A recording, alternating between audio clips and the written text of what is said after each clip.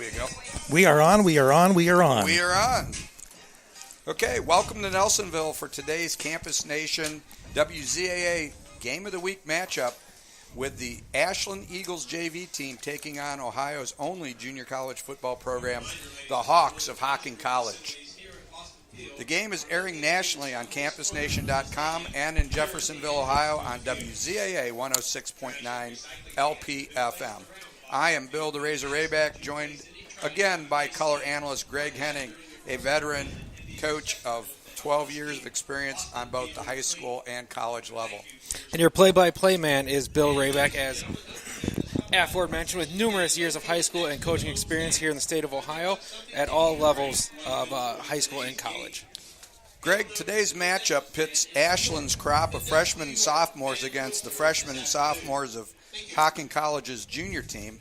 The Hawks are also coming off the first win of the season against Erie Community College, 50-28, evening their season record at 1-1. Yeah, I'm looking for an excellent matchup here between Hocking College. You have freshmen and sophomores here at Hocking College because it is a junior college school, against Ashland, their JV team, comprised of mostly freshmen and sophomores, a few juniors sprinkled in. Yeah, and basically it's even footing for both teams. I guess the one advantage is that a junior college team is its own entity, so they get to practice 100% of the reps, where, as you know, if you're in high school or college, the JVs get whatever scout team reps they get, and once in a while they get to practice as a team. Yeah, you get your main priority is to service the varsity program. You're running the offense and defense of your opponent, so you don't get to practice your own plays as much. You'll get usually an hour or so after practice with the JV coaching staff to run through what you need to after all your fulfillments have been completed. And what you'll see with a college junior or JV team is that they will continue to rotate people into the game. So they're going to have a number of repetitions that they want to see each kid, because as they film this, they'll break that down, and that's how they evaluate these players for future seasons. Yeah, and when these kids are out here, they want to get as many reps as possible. But like you said, they are going to split time because the coaches want to get as much film on each player as they can. So when the kids are out there, they do have a lot of pressure on themselves to perform each and every play to get those good looks. And if they're able to perform here on Sundays or whenever their JV game is, then that's going to possibly work them into the varsity lineup, whether that's moving up to the second string from third string, or possibly getting them into special teams roles where they can get on the field more quickly. And, one thing Hocking, and talking to Coach Al Matthews, has had a problem doing is getting some of the teams in the state to play their JV teams against the junior college team. I guess primarily when you think about junior colleges, a lot of times you're getting kids that for whatever reason decided to bypass going the route of a four-year school, and maybe that's why some of these teams don't want to put their freshmen and sophomores against potentially Division I athletes who might be here at Hocking. Yeah, and if you've watched Last Chance U on Netflix, this Netflix documentary series that they have, it is a junior college school down in Mississippi. Here at Hocking, that's what they're hoping to build toward. Being a new startup program, they're not there yet. So we're not going to see the big-time Division I talent here today at Hocking. There are some players here that are, after their career is finished here in Nelsonville, hoping to move on to a Division I, maybe Division II, even Division III school where they can continue their collegiate careers. And for others, it's a 2-year deal. They'll get a 2-year degree, and they'll move on with their associates into whatever their chosen profession is. Greg, Coach Al Matthews, who's the architect of this program, entering his third year here, he's a veteran coach from the Sandusky, Ohio area. He coached on the state championship team at Sandusky Perkins. So, Coach Matthews brings a lot of experience, good guidance to this program. They've grown tremendously in 3 years. And then the rest of the staff is anchored by offensive coordinator Craig Moore, who played his college football starting at a junior college himself, Rock Valley Junior College, and then finished his playing career at Quincy College. Coach Moore was also the head football coach at Federal Hocking here locally. And then the rest of the staff is rounded out by defensive coordinator Jason Peck, special teams coordinator Kevin Cox, assistants Darian Farrell, Connor Schultzes, Carl Justice, and Joseph Tuttermore. And, of course, on the Ashland side, a coach that needs no introduction that we've known for several years through high school coaching is Tom Stacy, Greg. Yeah, if you're familiar with high school football in Ohio, and especially in northeastern Ohio and over in the Stark County area, the name Tom Stacy rings a bell. He's the assistant football coach here at Ashland University, quarterbacks coach, passing game coordinator, and he is the head junior varsity coach. It's his second tour of duty at AU. He's a quarterbacks coach and passing game coordinator, like I mentioned. He came to Ashland with Lee Owens and was Ashland's offensive coordinator in 2014. He left AU after that one season and served as the head coach at two high schools. He went to Massillon, Ohio, and also Green High School. At Massillon, he was 26-11 in 3 years, and in 2005, Massillon was a Division I state runner-up with a 13-2 record. He coached at Green from 2008 to 2010. He returned to Ashland in 2011. From 95 to 2003, Stacy was an assistant under Owens at the University of Akron. He served as a quarterbacks coach and tutored two of the most successful quarterbacks in school history, Charlie Fry and Butchie Williams. In 2000, Akron was the co-champion of the Mid-American Conference Eastern Division. Yeah, Greg, Coach Stacy is well-traveled. He's coached at all levels successfully. It's great to see him back here at Ashland. He's, doing some great things. Who better could you put with a bunch of young kids to teach them the system? Coach Owens made a great selection and putting Coach Stacy in charge of this. Yeah, absolutely. You bring in a guy who has been head coach at different levels. He's been at different levels as assistant coach, so he knows exactly what Coach Owens wants in his young kids. And he, like you said, he is the perfect guy to bring in because he knows what to look for. He knows how to coach them up. And the players have a lot of respect for a guy that's been at all levels and has been successful at every level that he's been. Right. And going back to Hocking, in building a program, I think one of the questions has to be is where are you going to play your games? And we're here at Boston Field at the home of the Nelsonville York Buckeyes, and it's a beautiful stadium here, Greg, and it's a nice setting for anybody to play in. But this has got to be a shot in the arm for Hocking to have a field like this in their first seasons. Of course, they probably want to eventually get to the point where they have a campus field, but for the time being, this is a pretty nice venue.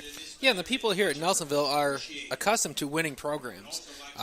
Nelsonville, I believe, was 1981, won a state championship. Correct. And, year after year, they're a playoff-type program. So the people here in Nelsonville are, they're excited to come watch good football. And if you watch the Hocking College Hawks, you can see quite a bit of talent on this field. So it's exciting to come out here, be able to watch them play.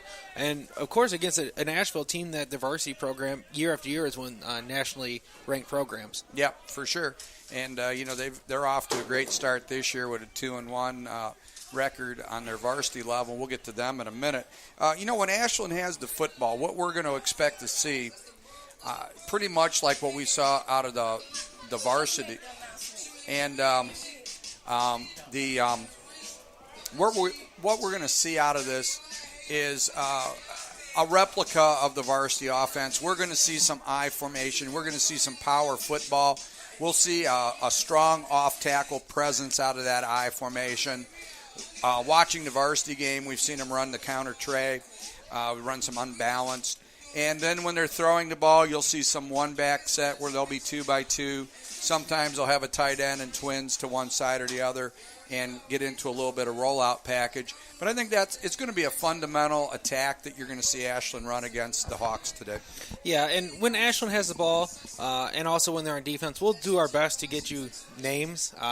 With the JV roster, some of the numbers match up to their varsity roster, some don't. So we'll be able to get you the numbers of all the Ashland players, but names, we're efforting to get a roster there. So we'll do our best there, but you will be getting all of the names and numbers of the Hawks of Hocking College today. Yeah, and we'll hope to get through that. And then, when the Hawks are on defense, Greg, what do you feel Coach Matthews and Coach Peck what are they going to be bringing out as their look?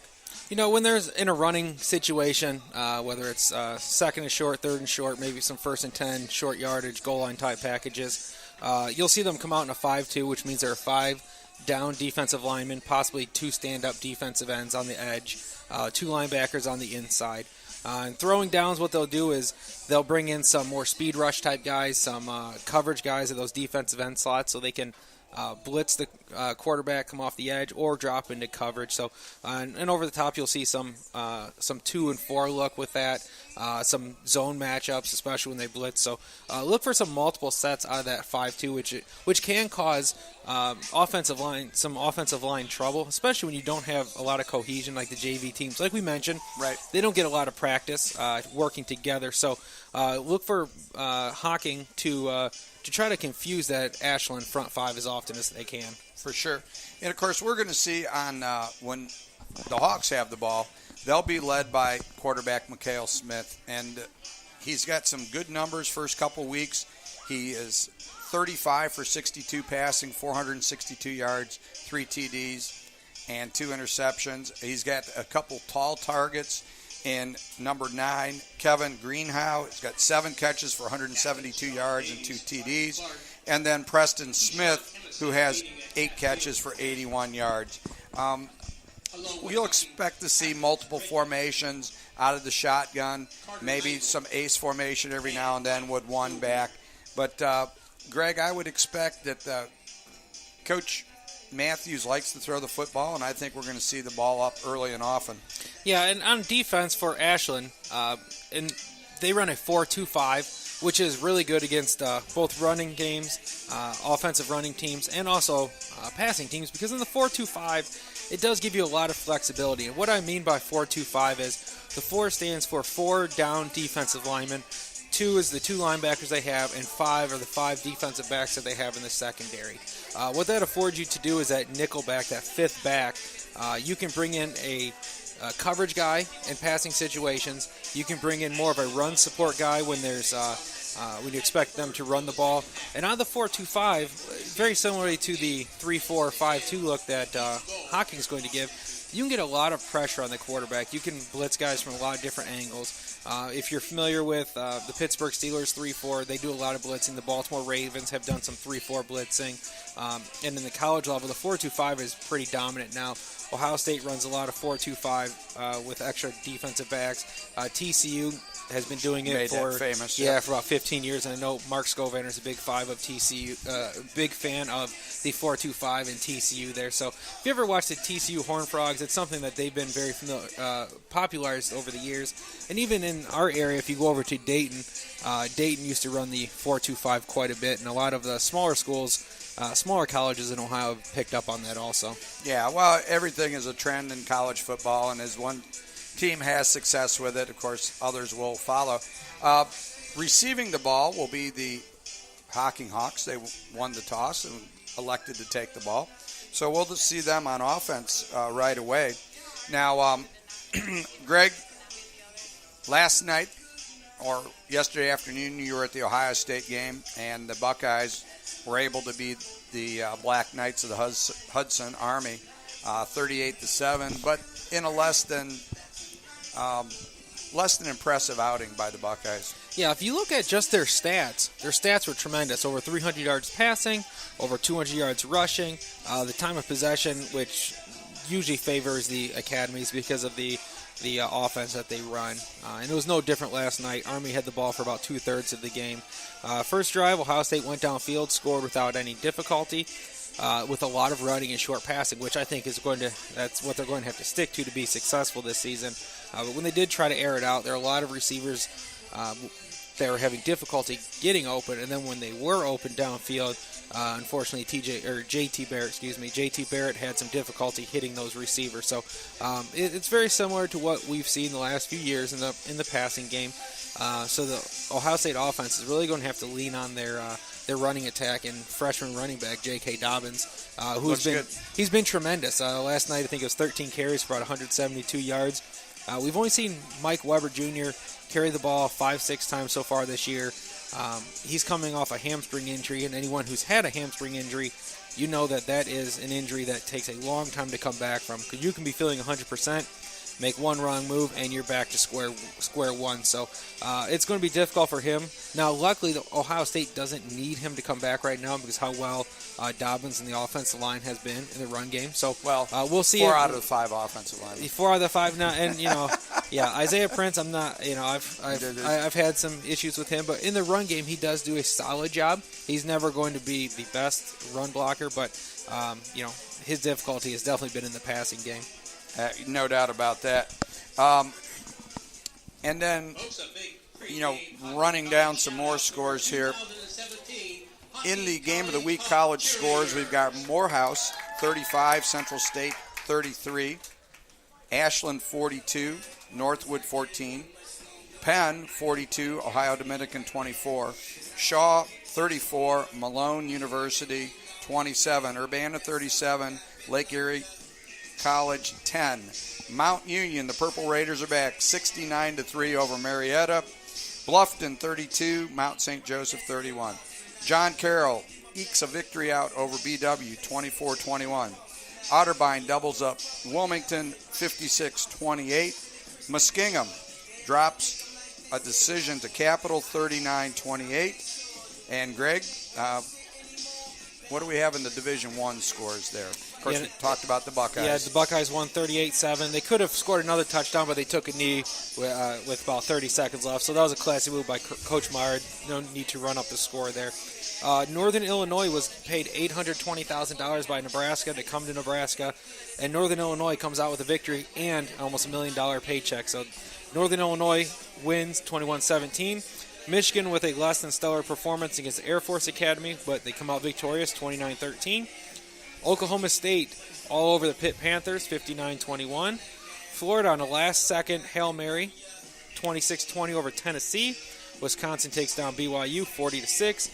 Memphis goes to UCLA and wins 48-45. USC, double overtime victory, 27-24 over Texas. Penn State with a close one over Georgia State, 56-0. And the game of the week, Clemson goes into Louisville and trounces them 47-21. Yeah, Greg,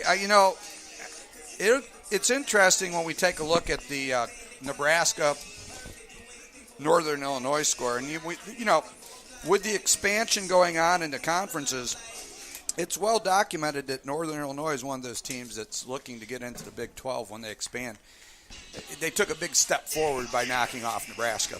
Yeah, Northern Illinois, for about the last 10, 12 years, this century, they've been one of the top MAC teams. You can count on them to be near the top of the standings year in, year out.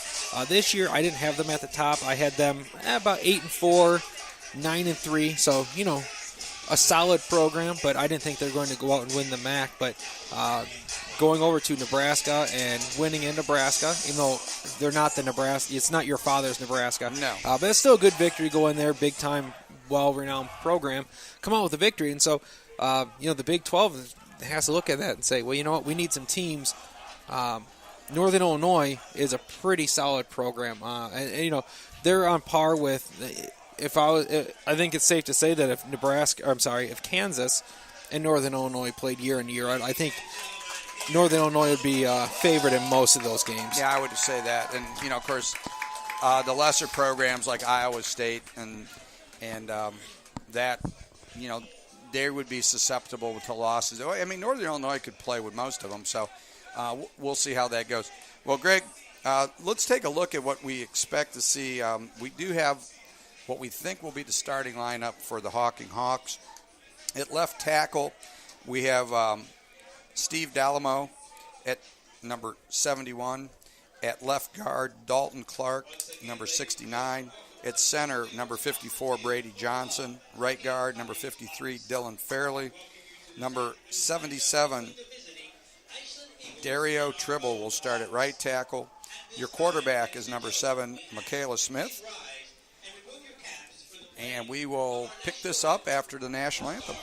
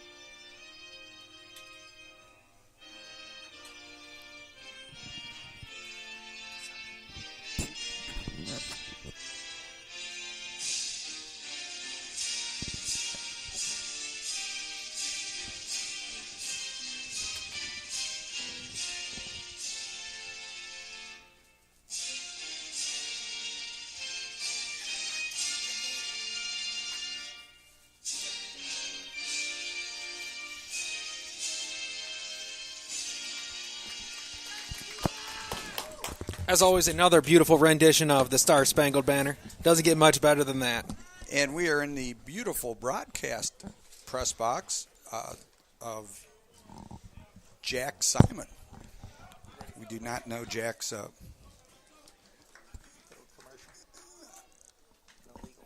Okay. So we're about ready for kickoff here, and we've got deep for the Hawks.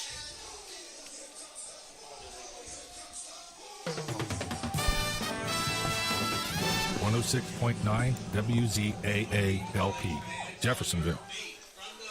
Wilmington Haunted Hollow Ride. Opening night is this Saturday, September 16th. Experience the fire-breathing semis.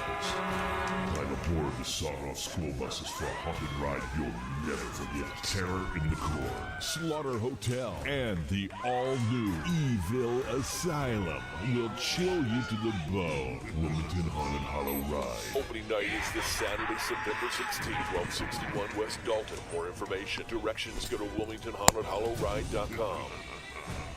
Okay, so we're getting ready for kickoff here. The Hawks will be receiving, and they have deep David Moore, number 1, and number 13, Tyson Miles.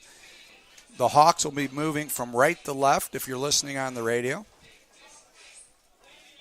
The Hawks are in their blue and yellow uniforms, and then we have Ashland in all-white jerseys with their purple pants and their purple helmets, and the familiar eagle head on their helmets. And as they get ready to kick, number 22 is kicking off for Ashland. And we're just waiting. There's the whistle. And we're about to get to action here. And the kick travels down to about the 11-yard line where David Miller picks up the ball. And it's a nice return. He's up to the 30. Down the sideline. Out at the 42-yard line, Greg. A nice return for David Moore. David Moore on the return. Yeah, excellent return by Dave Moore. The ball bounced the 11-yard line, came up, hit him in the face mask, picked it up, and got to the sideline and got out close. It looks like they're going to spot it at the 43-yard line. So excellent field position for the Hawks to begin their day. Okay. Mikhail Clark comes out to lead the Hawks. They are in a 3-by-1 formation, 3 to the right. The back offset to the left, the quarterback in the shotgun. Clark calls for the ball, and there's the snap. And we've got a pass and a quick little stop route to number 80. Evan Pierce with about a 6-7 yard reception. Nice little pass route there. Little hitch. The corner, he drove the corner off, corner dropped back and dumped it off, turned upfield, and was able to get a few yards out of bounds, second down, about 5. And Coach Matthews using a little tempo offense here as the Hawks get right back up to the line. They're in a 2-by-2 formation, back offset to the left of Clark. Clark looks over to defense, gets ready to call for the ball. And there we've got motion. And it's a little jet sweep to Evan Pierce again. And Pierce breaks the 50-yard line, advancing up to about the 45-yard line of the Ashland Eagles, and it's a first down. And, Greg, the Hawks are got a nice little offensive drive going here. Yeah, nice little bubble back to get around that defensive end. Wasn't able to keep it contained. Nice job by Preston Smith, number 8, the wide receiver, blocking downfield to help to get the first down. And the Hawks empty the backfield, 1st and 10 from the 45-yard line. They've got 3 receivers to the right, 2 to the left. And there's the snap and a little quick stop route to number 21. And that is Antoine Allen. Yeah, they did a nice job lining up Allen. He's normally their running back. They brought him out to receiver. And looks like we got a penalty. Looks like we've got a face mask here. So looks like the Hawks going to be a personal foul face mask. So we're going to be 15 yards from the end of the run. So that was an 18-yard pickup. So they advanced the ball down to about the 27, and that's going to be another. So we believe we're going to go half the distance. Half the distance inside the 30. And that's going to put the ball all the way down to, looks like the 20-yard line, down to the 20-yard line. So the Hawks pick up another first down. There's 2-by-2. We've got a pistol formation, motion left to right, and they give it to Allen, and Allen bangs up to about the 11-yard line. Nice big hold there by left tackle 71 Steve Delemo, 69 Dalton Clark, and number 54 Brady Johnson. Did a nice job opening up a good-sized hole there. So we've got another. Looks like we've got a pickup of 8, so it's a second and long 2 for the Hawks at about the 12-yard line. Mikhail Clark lines up in a pistol formation, 2-by-2 alignment for the Hawks. Looks like they're bringing pressure. And they're going to go right back to the ground and give it to Allen again. And Allen may have got to the 10-yard line, but I think they need to get just beyond the 10, Greg, to pick up the first down. Just short. They're at the 10. Looks like they need to get to about the 9.5. Nice job by the left side of the Ashland defense closing that down. There was a hole that opened up quickly and shut it down. So we're 3rd and 1, but we're about a third and looks like we're short on that. Looks like we're about about 3rd and 1. 3rd and 1. Hawks at about the 10-yard, just outside the 10-yard line. One receiver ISO to the left. We've got 2 to the right, and we've got number 87. The tight end lines up in a fullback formation, and Allen powers his way down to about the 2-yard line, it looks like, Greg. Yeah, they did a nice job on that. They did a little power play there. Dalton Clark, the left guard, pulling up there. But the right side did such a nice job that Clark didn't have anybody to block, so he just went up to second level, and Allen got behind him down to about the 2-yard line. So we got 1st and goal here for the Hawks. Excellent way to start the game. Yeah, and Hawks come out in a little more pistol. We have Carter Mangle as the tight end. He's lined up in an offset fullback position, a little motion to the left, and it looks like Allen might be a little bit short. Pushes the ball down to the 1-yard line, so we've got 2nd and goal from the 1. Yeah, they ran the same play but out of a different formation. This time, too much congestion up there. Ashland comes in with their goal line package. So get about a yard, 2nd and goal from the 1. So right now it looks like they're content with using Carter Mangle as an offset fullback, lead blocker, most likely for ISO purposes. You've got Preston Smith to the left, Kevin Howe up to the top right. And that was a ground attack there, pound and ground by the Hawks as they take it into the end zone. So with 11:49 to go in the first period, it's your Hocking Hawks 6 and the Ashland Eagles 0. Yeah, we didn't see too much in the air on that drive. First pass was a dump off, and after that it was pretty much on the ground. It was the Antoine Allen show behind that great offensive line. Yeah, we had just a couple times there where we had them run or throw some quick stop routes. But other than that, and the snap on the extra point is fumbled. Holder number 44 rolls out, and he is taken to the ground by the Eagles defense. And that number 44. That's T.J. Baker. T.J. Baker, holder. That's a tough position for a holder. With a bad snap, you can't handle it. He did a nice job of getting that and trying to get rid of it as quickly as he could, but there was just too much pressure on him. So the score stays at 6-0 for the Hocking Hawks as they get ready to kick off here. And the special teams coordinator for the Hawks counts them up, gets ready, making sure they've got everybody on the field. It's like they're missing one. There we go. We got one. Last one coming in there. And the Hawks break out on the 35-yard line as they get ready to kick off. The last guy they brought in there was Jesus Himes, number 28. He's a running back. So looks like they've got a lot of speed, a lot of guys from the secondary and running backs in on the kickoff team. Kerry Combs at Ohio State calls them the Sharps. Yeah, good old Kerry Combs. Playing with a lot of Sharps out there. So as they get ready to kick off. So for Ashland, back deep are number 3 and number 2. Again, we will try, hopefully, as the game goes on, to pick up some names for the Ashland Eagles. Hawks are getting ready. They place the ball. Kicker, number 12. I guess it would be Devontae Shoemate is the kicker, and he kicks the ball down to about the 23-yard line. And they wedged the Eagles are still going as they get the ball up to, looks like about the 35-yard line, Greg. Yeah, it looked like a rugby scrum there for a moment, and then he was able to bounce outside. Gets out to about the 34-yard line, so not as good a field position as Hocking had to begin the game, but you can get out past the 30, you're starting pretty good position for the offense. Now, we're relatively sure that the quarterback here for the Eagles is Ryan Clark. Not Ryan Clark that played DB for the Steelers. No. Different Ryan Clark. No, different Ryan Clark there.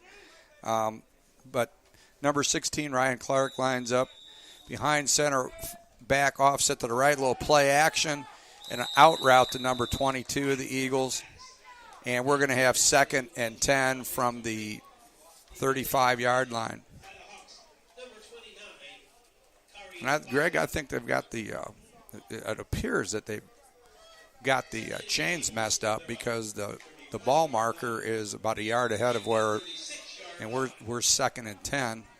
Yeah, we're having some technical difficulties there with the chain crew. Something's cattywampus there. Anytime you've been on a JV at any level, that's usually happens. Eagles line up in I formation with a flanker, and Clark was under center, and there's nothing there, and that is looks like number 36, Tyreek Thompson, at the bottom of that pile. Read it nicely, cut underneath the blockers, and made the play.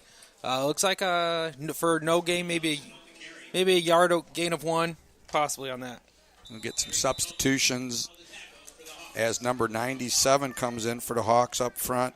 That is Mike Harris, the defensive tackle. Now we're into a 3rd and long, Greg. We see a 3-3 formation for the Hawks. And a little smash route by the Eagles. Clark hits number 8. And it looks like it's a first down, Greg, out to about the 47-yard line. Yeah, that was a nice pattern by the receiver. Got right on the toes of the DB. DB had to bail, and as soon as the DB flipped his hips, the receiver set down that zone. Nice, easy pitch and catch. Okay, the Eagles come out. They've got twins to the short side of the field to their right. Offset fullback to the right with the tailback.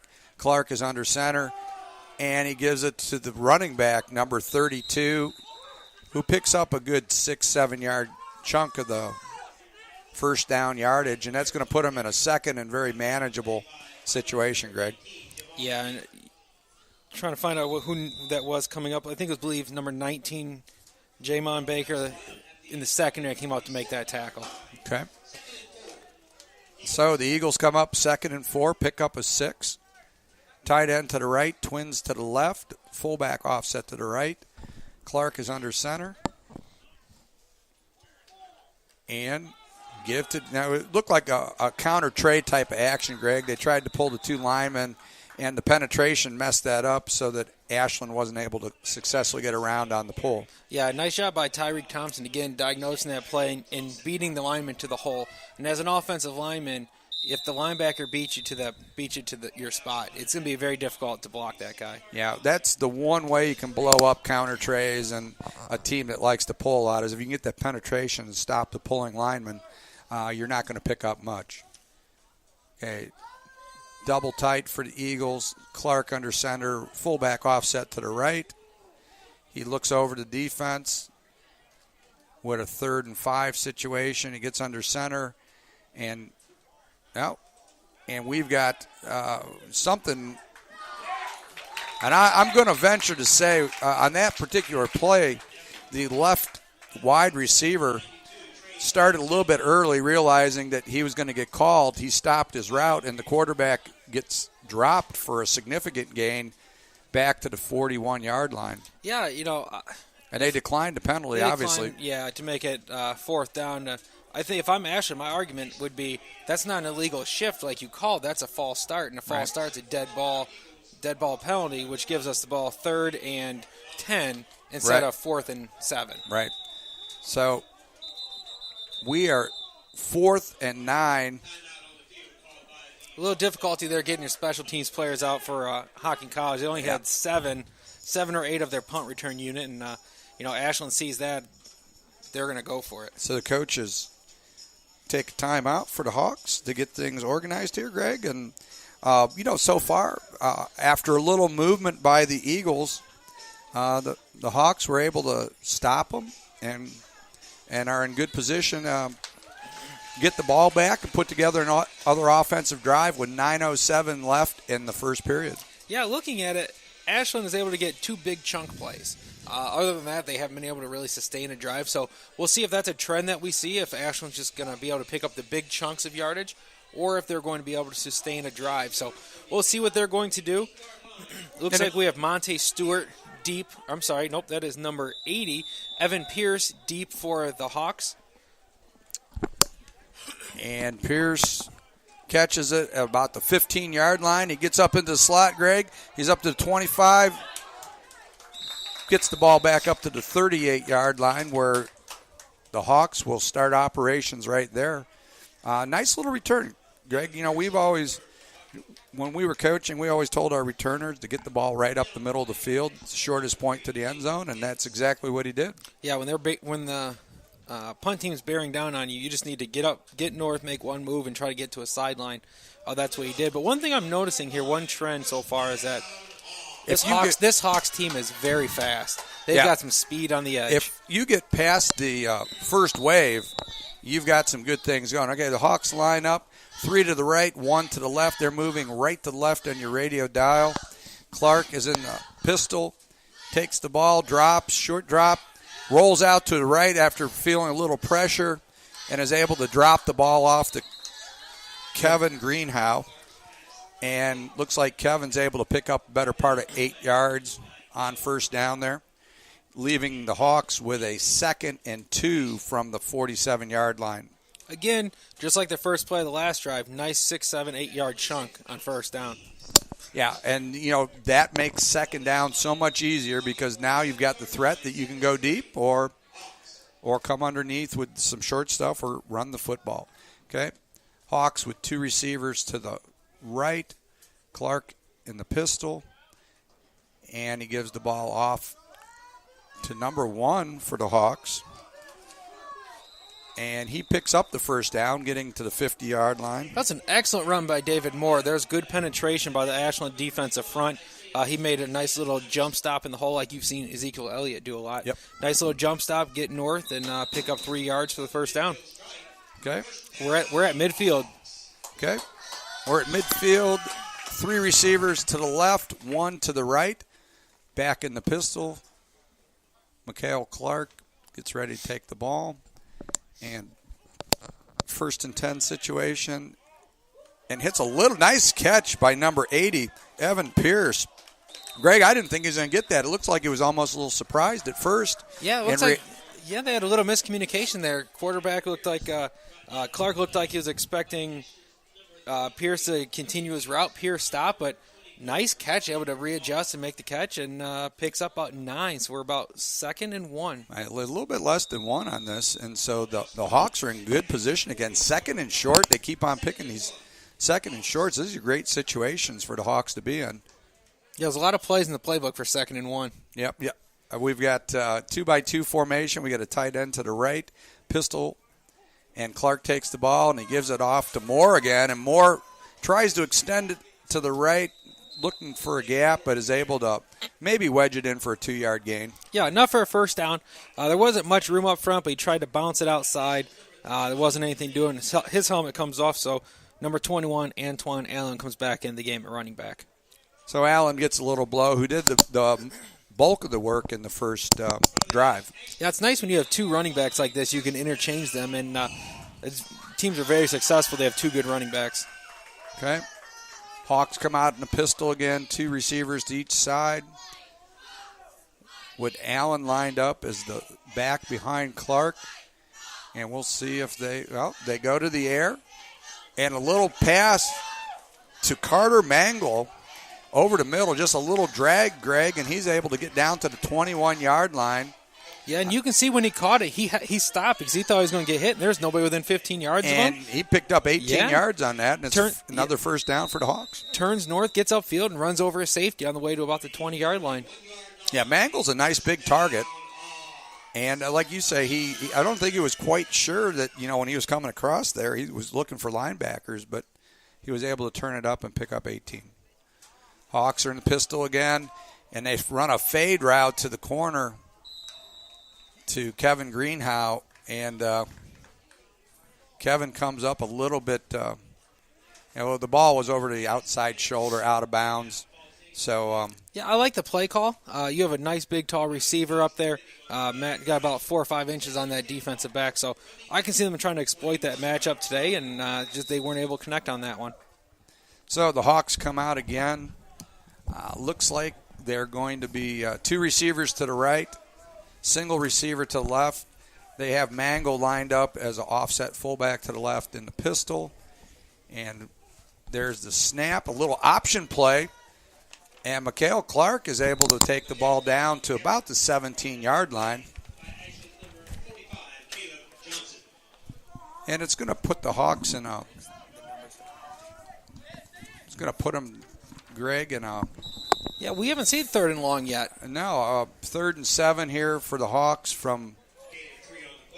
I'd look for the Eagles to dial up some pressure here. They haven't had the opportunity yet, and it looks like they've got about 5-6 guys crowd the line of scrimmage, so don't be surprised if they come after the quarterback here. Hawks come out with 3 receivers to the right, 1 receiver to the left.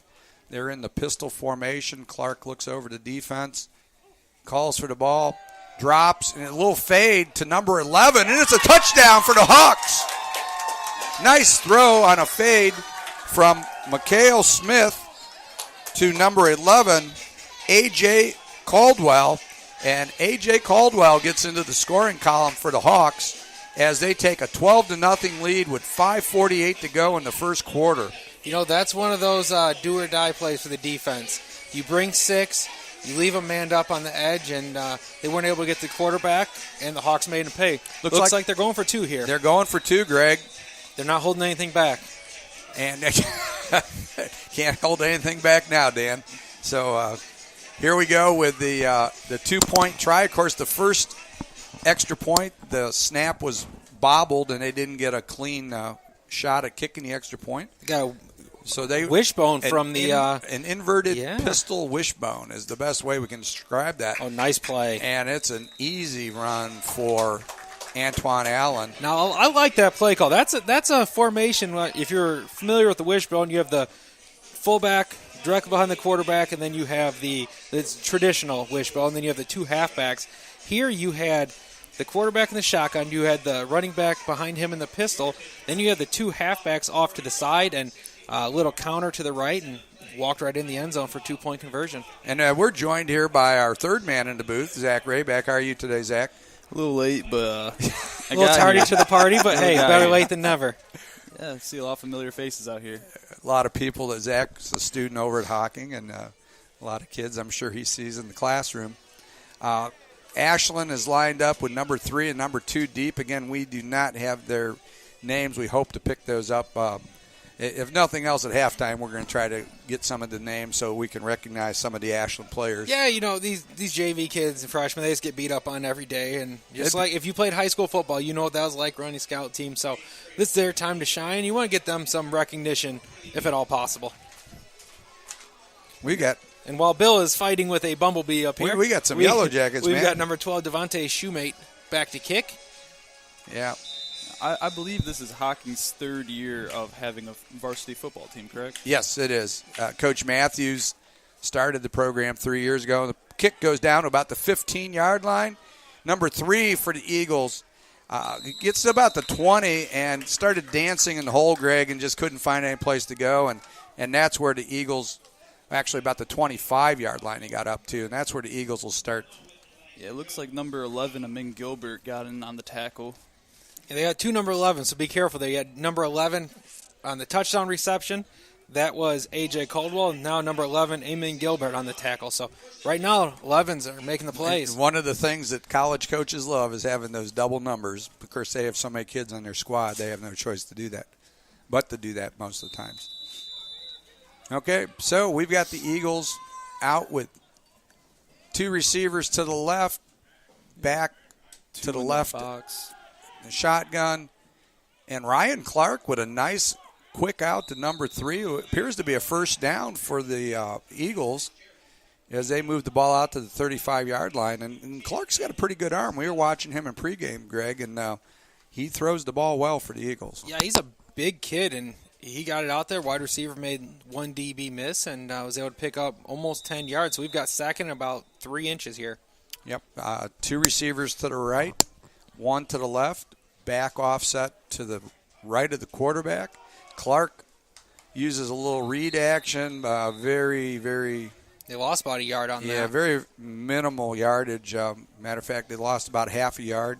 Yeah, with 3rd and short here, I'd expect the secondary to come on up and press the receiver. So far, they've been sitting back, just playing some zone coverage and coming up and trying to make the tackle. So we'll see if they changed up here, if they come after the quarterback, or looks like they're playing off again. So we'll see how they do.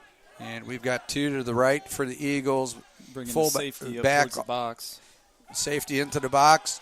Clark like a screen. Steps up into the pocket, and he's under fire as the Hawks had all sorts of pressure on him.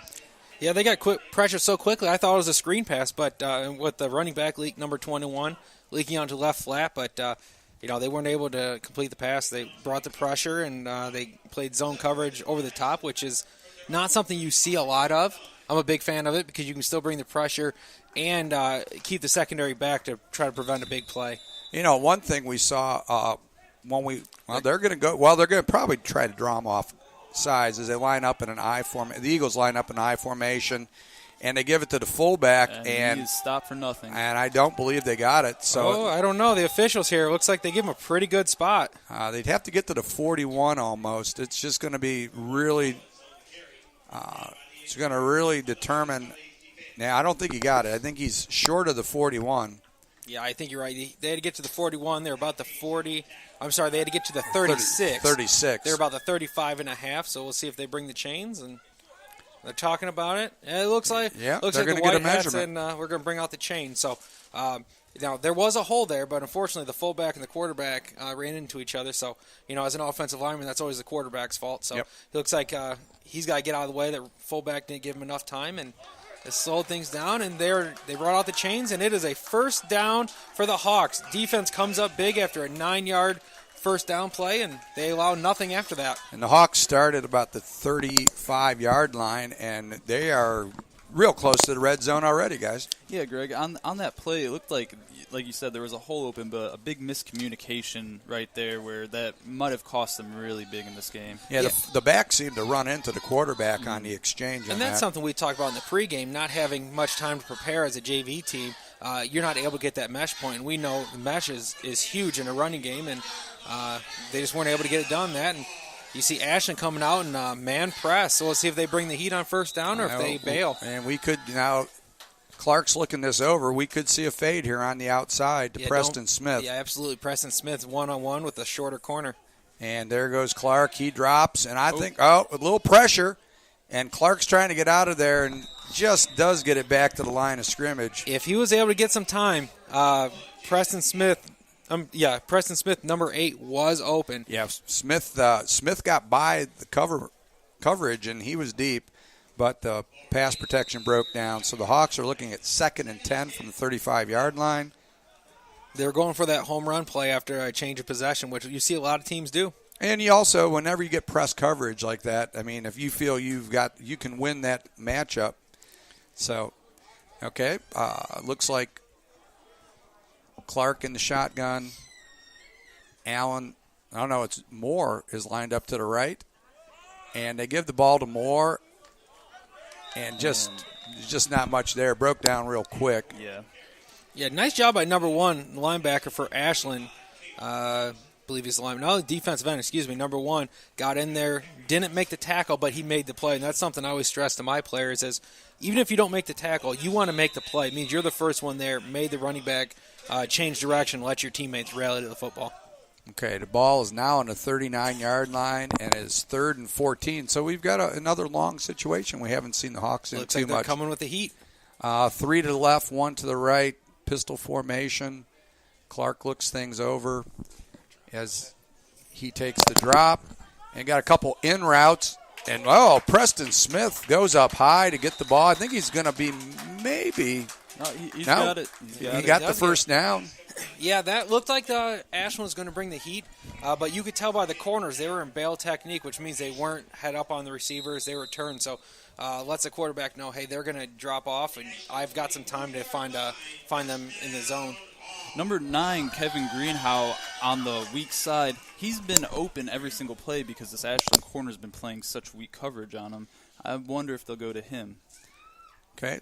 The Hawks, 3 to the right, 1 to the left, and the pass blocking breaks down real quickly. And Clark is dropped for, it looks like about a yard loss at the 25-yard line. So it's going to be 2nd and 11 for the Hawks. If you're in the Nelsonville area and you have some Bumblebee and Yellow Jacket pesticides and spray here, feel free to stop on by the Jack Simon Press box at Boston Field and help us out. I got tattooed once already, but I'm going to even up the score if he comes back.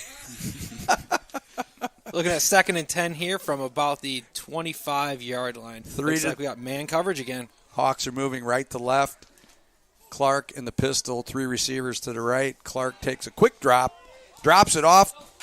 David Moore. David Moore's going to take it to the house. Yes, touchdown for the Hawks. Nice job, Preston Smith. We mentioned him earlier. A little dump off to the running back. Number 8, Preston Smith, ran a fade. And when he got downfield, excellent blocking. Was able to clear that edge. And he ran into the end zone for a touchdown. Nicely done. Well executed. So with 1:24 to go in the first period, it is 20-0 in favor of the Hocking Hawks. Zach, what's your impression so far as you've got up here? It looks like they haven't established a running game. I haven't seen the whole first quarter, but it seems like the passing game, they're getting open, a lot of soft coverage, and on that last play, there was just a breakdown on the other side where, blocked, extra point, so it'll be 20-0. And Devontae Shoemate, they just got to work on that. That's one of those time things with your extra point game. You're gonna have to just devote a little extra time and practice to getting that done because that could cost you at some point during the season. Yeah, one of the staff members we talked to prior to the game, we were asking about the kicking game, and he said, they haven't had much success in the kicking game this year. They had a kid from Tennessee, Martin, I believe, that they had a couple years ago. So, working on that kicking game. Yeah, they have signs all over our school for kickers who want to try out for the team. Really? So, that's not a good sign. No, that's not a good sign. Zach Rayback, you need to get out there, practice your Tom Dempsey.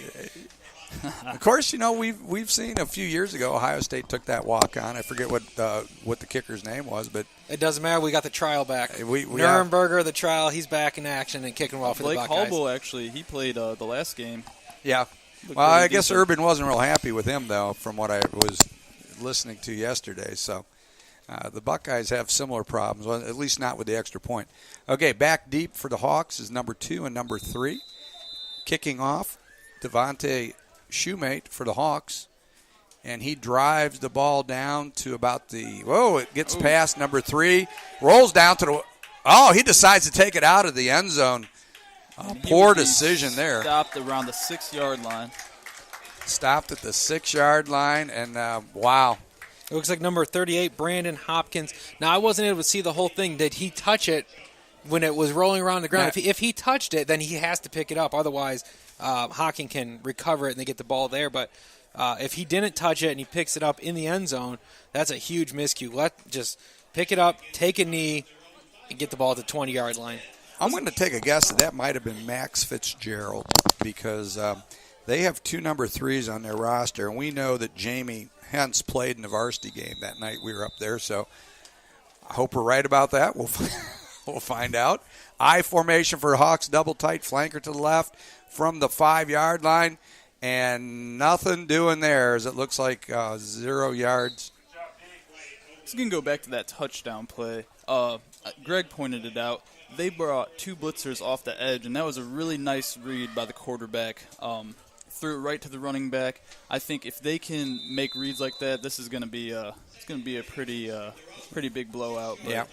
Well, and that works effectively like a screenplay. Mm-hmm. As you let the rush get too deep and you drop the ball off to the back, and that's what we saw happen there. Okay, the Hawks come out, the Eagles come out. Wrong bird. 2 receivers to the right, 1 to the left. They've got the running back offset to the right. And again, he is swallowed up by Zach Page. That is a massive, massive human being, and they didn't block him. They thought they could get up to the second level without him, and he made them pay the price. The defensive line has really started to take control over Ashland's offensive line. Ashland has just not been able to find any kind of running room. They're bringing in number 33, Reggie Remy, off the bench, so we'll see what he – looks like we're coming down to the end of the first quarter here. And at the end of the first quarter, we have the Hocking Hawks leading the Ashland Eagles 20-0. So I don't know if we need a station ID here. We need to identify ourselves here, Bill. You are watching the Game of the Week program on Campus Nation, WZAA 106.9 FM LP in Jeffersonville, Ohio. 106.9 WZAA LP, Jeffersonville. Wilmington Haunted Hollow Ride. Opening night is this Saturday, September 16th. Experience the fire-breathing semis. Climb aboard the sawed-off school buses for a haunted ride you'll never forget. Terror in the Core, Slaughter Hotel, and the all-new Evil Asylum will chill you to the bone. Wilmington Haunted Hollow Ride. Opening night is this Saturday, September 16th, 1261 West Dalton. More information, directions, go to WilmingtonHauntedHollowRide.com.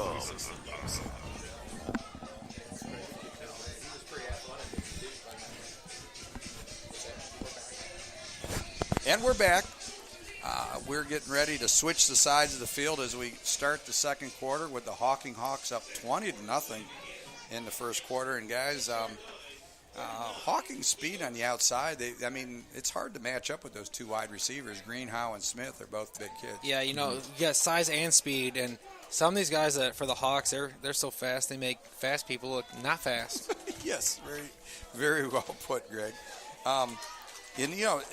Hawking is just they're immense. Their offensive or their defensive tackles are just complete space eaters there with Zach Page and it's like we have number 97 in there also. Mike Harris. Mike Harris, yeah, those are some big boys. You're not moving them. No, you're not. There's the snap. The Eagles. He's running from the backside. Clark gets the ball out there. And he comes down with number 22 for the Ashland Eagles. Wow, Reggie Remy, who I just said came off the edge, and he had a beat on the quarterback, and the quarterback got it away just in time. Excellent pitch and catch out to the 42-yard line. 3rd and 9 from the 6-yard line, and they're able to pick up 36 yards and a first down for the Eagles. So a little life for the Ashland Eagles. They're moving right to left. We'll see if that's able to spark them on this drive here. Okay, Ashland, 2 receivers to the right, 1 to the left, tight end to the left, and Clark a little short out to number 22 who just caught that pass. Nice tackle by number 29, Harvey Hicks, come on up. And like we said earlier in the first quarter, Ashland was able to get some yards off big chunk plays, haven't been able to sustain anything, so we'll see what they're able to do here on this drive. I'm being attacked. I'm under fire here. We got Kung Fu Bees up here. Kung Fu Fuga. Ashland comes out with 3 to the left, gives the ball off to number 21, and they're looking at about a 3rd and 3, guys. Yeah, and that's another defensive tackle, number 56. We're going to work on getting his name because that's another big fella in there, and they're just not able to move these guys out of the middle of the field. So it looks like they're going to have to go off tackle or get some sweeps because they're not having any success in the interior. Yeah, they've been running a lot of vertical out plays, and I've noticed that I think they're trying to establish a running game by getting the corners and safety deeper, but get them out of the box. It's not doing too much. You got to move the tackles too to get that done. That's very true. Shotgun formation for the Eagles. 3rd down and 5. Five-man fade rush. action to number 2 for the Eagles. We've got a man down all over the place. And switch him to corner, guys. Switch him to corner. Wow, just off the tips of his fingers. Number 2 just couldn't pull it in as the official went down and the cameraman went down, and everybody was down all over the field. We had a lot of death and destruction on that one. Number 25, Telio Holt on the coverage. Wow. Looked like he thought he had some safety help over the top, and he turned and realized there was no safety, and he did his best to get back in coverage. It's been the second time. Ryan Clark we saw him in pregame kicking, and we saw Travis Tarnowski for the Eagles varsity punted, and we saw the same thing right there, where Clark Looks like punts. we've got. Wow. Let's see if they throw a flag. There are 10 blue jerseys on the field right now. 1, 2, 3, 4, 5, 6, 7, 8, 9, 10, 11, 12. Let's see if the officials catch it. And doesn't look like they are. So quarterback Ryan Clark in the shotgun on 3rd and 5 uses the old pooch kick and was able to drive the ball to the end zone, so the ball comes out to the 20. So that, and again, we weren't surprised by that because we'd seen Ashland's varsity. Travis Tarnowski, their varsity quarterback, does the same thing. So yeah, going back to that non-call on the penalty, that's a huge one. If you play with 12 players, that's a 15-yard penalty, an automatic first down in college, and Ashland would still have the ball. I don't think anybody in here besides me noticed that, and that's scary if I'm the only one. Well, we're in Nelsonville here, Coach. So anyhow, we come out here. We've got a 2-by-2 formation, full tight end. Mangle is lined up as a fullback and tried a little ground and pound. It doesn't look like they picked up much, maybe a gain of 1 as the Eagles move out to about the 21-yard line. So we'll be looking at the Hawks. The Eagles did a nice job, though, on defense, able to close down that play. And there wasn't really any room up there for number 21, Antoine Allen. So looks like they're going to try to reestablish him in the ground game with all the success they had in the first drive of the game. Okay. Hawks come out. Looks like some man pressure. 2 to the right, 1 to the left. See if they get some pressure. Pistol formation, fullback offset to the right. 1 deep safety. And there's Clark on a little roll boot. Get out of bounds. That's a smart play. Nice play. Nice play. Yeah. And he's able to pick up 4 or 5 yards to put him into a manageable situation here. That was a good read, too, with seeing the press on the outside, not having anyone roll to the flats. He had all the space in the world to run to the. Yeah, he hasn't done much running yet. That was the first time he kept it and took off, and I think they're going to have a spy. Actually, that was a first down for Clark as the Eagles moved the ball out to the 32-yard line. Or the Hawks moved the ball out to the 32-yard. I'm sorry, guys. I've got my birds mixed up here. Birds. And we've got a pistol formation. Clark quick gets the ball out to Pierce. Pierce comes back into the middle. Oh, he's riding a wave. And he's got the first. He's up to the 50. He's up to the 50-yard line. And so on a little jet screen like that, guys, is the object is to come back in and hope that you can get behind your offensive line as they build a wave, so to speak. Yeah. I'll tell you what, look for that later in the game, but fake that throw. You had number 11, A.J. Caldwell, running a streak wide open, so look to see if they come back to that later in the game. And very well could happen. So Hawks come out, 3 to the right, 1 to the left, pistol formation. Eagles in their 4-2-5. Corner blitz. And a little quick and hot route to Evan Pierce. And he's going to take it to the house. 20, 10, 5. Touchdown, Hawks. Yeah, nice corner blitz. It was a good play call, but because of that fake handoff, that zone handoff, the corner slowed down. He wasn't sure who to tackle.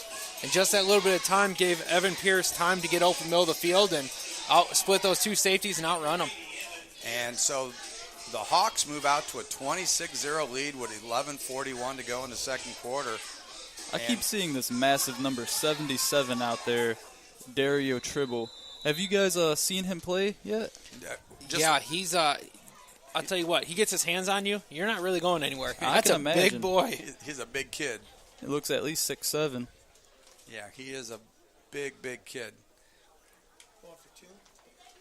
And the Hawks will line up for 2 again because I would imagine they're probably going to go for 2. Well, it they depends on what the score is. Yeah.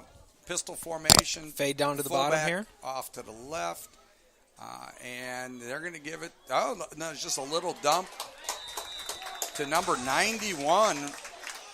Number 91. Looks like Kenyon Lyons is a defensive end, so 81, maybe it was 81. 81. Mm-hmm. Kevin Gardner. Kevin Gardner. And the 2-point conversion makes it 28-0 in favor of the Hocking Hawks with 11:41 to go. So, guys, you know, the one thing that I'm noticing that I'm really impressed with athletically is this Hocking college team is just fast. You know, they're big, they're fast, they're physical. You could tell this is what Coach Matthews and his staff is able to do. This is going to be a top program here in the state of Ohio if they're able to keep this up, because these kids can play some ball. And, of course, in junior college football, there is a bowl game system like there is in the regular major college division.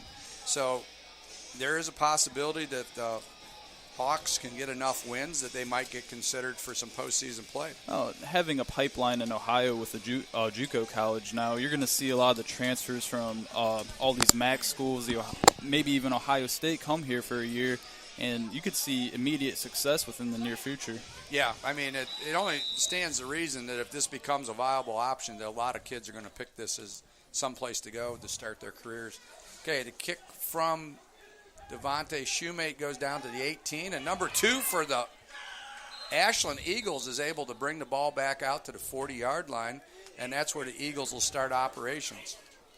Yeah, and like you guys are saying, in their proximity to Ohio State, Ohio University, Cincinnati, West Virginia is not too far. Marshall's not too far away. Pitt. You know, you have some schools in the area that that not only some kids are going to come here, but you're also going to have those schools looking here to pick some of these kids out here, and you could be seeing their names on Saturday afternoons and playing some big-time college football. Okay, 1st and 10 for the Eagles. 3 receivers to the right, 1 to the left. The fullback offset to the right of Clark in the shotgun. Clark takes the ball, quick drop, and hits number 7 on a little crossing route. Tell you what, that was a really nice read because they brought pressure and he sat there in his zone, picked it up. That was a really well-designed play call by the offense and gave him quite a bit of yards for a first down. Gain of 13, moves it down to the Hawks' 47-yard line, and Ashland is in the Hawks' territory, so maybe they'll get something together here and get something on the board before the half. Okay, the Eagles come out.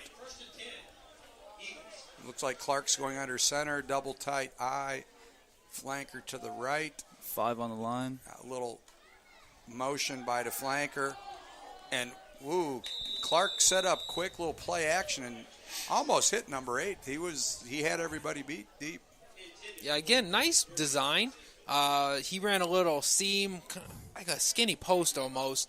The quarterback, unfortunately, wasn't able to get enough time because Hocking did bring some pressure. If he got a little more time, we'd be looking at a 28-6 ball game right now because he was open down the middle of the field. Well, and they almost connected earlier in the game when they took out the cameraman and the official there. It was just a little bit too far. 2 receivers to the left, 1 to the right. Clark, hits number 2, and he breaks past the corner, and he may take it to the house. He almost gets tracked down by the Hawks, but number 2 for the Ashland Eagles on a 47-yard pitch and catch. Yeah, nice little slant route, made the corner miss, and was able to take it to the end zone. And I'll tell you what, number 11, Amin Gilbert, that kid can run. Yeah. He almost tracked him down from the backside. I'll tell you what, he gave a great effort there. Just the receiver had a little too much of a head start, but nice job by the Ashland offense, able to get some points on the board and get a little momentum going in this game, get a little spark. And looks like the Eagles will go for 2. They line up in double tight, flanker to the right, I formation. Clark sends the flanker in motion, and he gets caught on the exchange, but wide open pass drop. Yeah, on number 34. Again, I tell you what, hits the fullback number 34 in the hands, and I'm not surprised by this play calling in the offensive passing game by Coach Stacy and his staff. Really good schemes, real good pass route combinations. They're getting guys open. They just need a little pressure or some help with some pressure up front, and they've had several guys open and a couple of drops that haven't helped out because if they cut down on the drops, we're looking at probably a 21-14 ball game right now. It's much closer than the score indicates. Well, yeah, and Ashland is running what their varsity runs. We saw this last Saturday night. They're running the base formations of the varsity. So as they come up, they're able to run that, hopefully if they get into positions where they can play for the varsity program. And that's what you expect your JVs to do. If you've got enough playmakers in a JV situation, of course, you're going to be a lot more successful. But players move up and down at that level all the time. So sometimes coaches aren't really quite sure who they're going to have until they play the game. Something interesting I noticed is Ashland had Adam Shaheen, the second-round pick from the Chicago Bears last year as a tight end. Right. And that play where number 7, the tight end, settled out in the middle. Right. And caught, you saw a lot of that last year on the varsity with Adam Shaheen. Right. I mean, maybe not the same caliber player, but they like to get that tight end involved there. Right, and they have a big freshman tight end that we saw last week. And he is, he was a presence. He had a touchdown in their first game against IUP. So, we know that they've got some good players, and that was Michael Schweitzer, the player that we're talking about, a freshman tight end from Dublin, Ohio, and 6'2", 250-pounder, and he's going to be a nice receiver for the Eagles down the road. Oh, it's a big kid. Okay, Ashland gets ready to kick off. Number 22 approaches the ball. There's the boot, and it is out of bounds, so it goes to the 35-yard line. Right, Greg? It goes out to the 35. They could make him re-kick. You could take it where it went out, but most teams are going to take it at the 35-yard line. Okay, so that's where the Hawks will start on their own 35 as soon as they break the huddle there. Coach Matthews walks out. I wouldn't be surprised to see them try to reestablish the run game. The last couple of drives, although they've scored, they haven't had much success running the football. So we'll see if they're able to get David Moore going again or Antoine Allen in the running game. We've seen them in the passing game, so we'll see if they. It looks like they have the tight end out there, so I wouldn't be surprised if they try to get a little running going. Antoine Allen is out as the running back. He is to the left of Mikhail Clark, and they also have Carter Mangle is the offset. Well, they've got 3 backs. Mangle is the offset to the right. And they're going to go a little power football here, Greg. Yeah, I tell you what, this offensive line is doing a pretty nice job today. They've kept the quarterback clean. They've been able to get some running lanes. So let's give a little shout-out to number 71, Steve DeLumo, number 69, Dalton Clark, 54, Brady Johnson, 53, Dylan Fairley, and number 77, Dario Tribble. They're doing a nice job up front. And that little play there got him about 5 yards. And nice job on first down. Jesus Himes, who is in the game now, is one of the running backs. Clark is flanked in the shotgun with backs to his right and left. Mangle trades out into a twins to the right. Clark gets ready for the ball, and looks like a little option play. And, of course, when you see in the shotgun, when the quarterback lines up with a back to the right and left of him, a lot of times you're going to see some variation of the option. Yeah, and that one, it looked like the mesh was off a little bit because you had the running back to the right of the quarterback. It looked like he was coming in the option. The running back to the left came in for like maybe a little pitch play. So we'll see if they're going to come back to that later in the game. Okay, 3rd and 5, and they're coming out in the inverted wishbone from the shotgun. Would receivers split right and left. Clark drops, quick drop, over to Preston Smith. Smith, or no, it's Kevin Greenhow. Kevin Green. I tell you what, he did a nice job, jumped up at the 50-yard line, right at the stick to catch it. Defensive back did excellent job in coverage, pushing him back, but he was just too big, too strong, and picked up another 5 yards out to the 45. So they're in Ashland territory and driving. Yeah, Kevin Greenhow with a nice catch and run as he broke away and picked up some extra yards. Okay, the Hawks are now into the Eagle territory at the 45-yard line. 1st and 10. 3 receivers to the right, 1 to the left. Mikhail Clark talks to his offensive line, lines up in the pistol formation. as he gets ready for the snap of the ball. And there it is, a little give to Antoine Allen. And that looks like that's going to be a 3-4 yard loss. That was a nice job by interior number 99 from Ashland. Just striped right through like a hot knife through butter, was able to get up there and make a play. And it looks like that is about a loss of almost 4 yards. It looks like we have a sub coming in on the offensive line. Number 55, Trevin Eder, coming in. Looks like he's coming in for the right guard, Dylan Fairley. So that may be where the pressure came from right there. Okay. Hawks line up in a pistol, 3 receivers to the right, 1 to the left. Clark looks over to defense as he readies to get the ball, calls out the signals. Quick drop. And number 8 is wide open. And intercepted. And number 4 for the Eagles picks the ball off, and he's on the return, guys. And he's up to the 40, back up to the 43-yard line.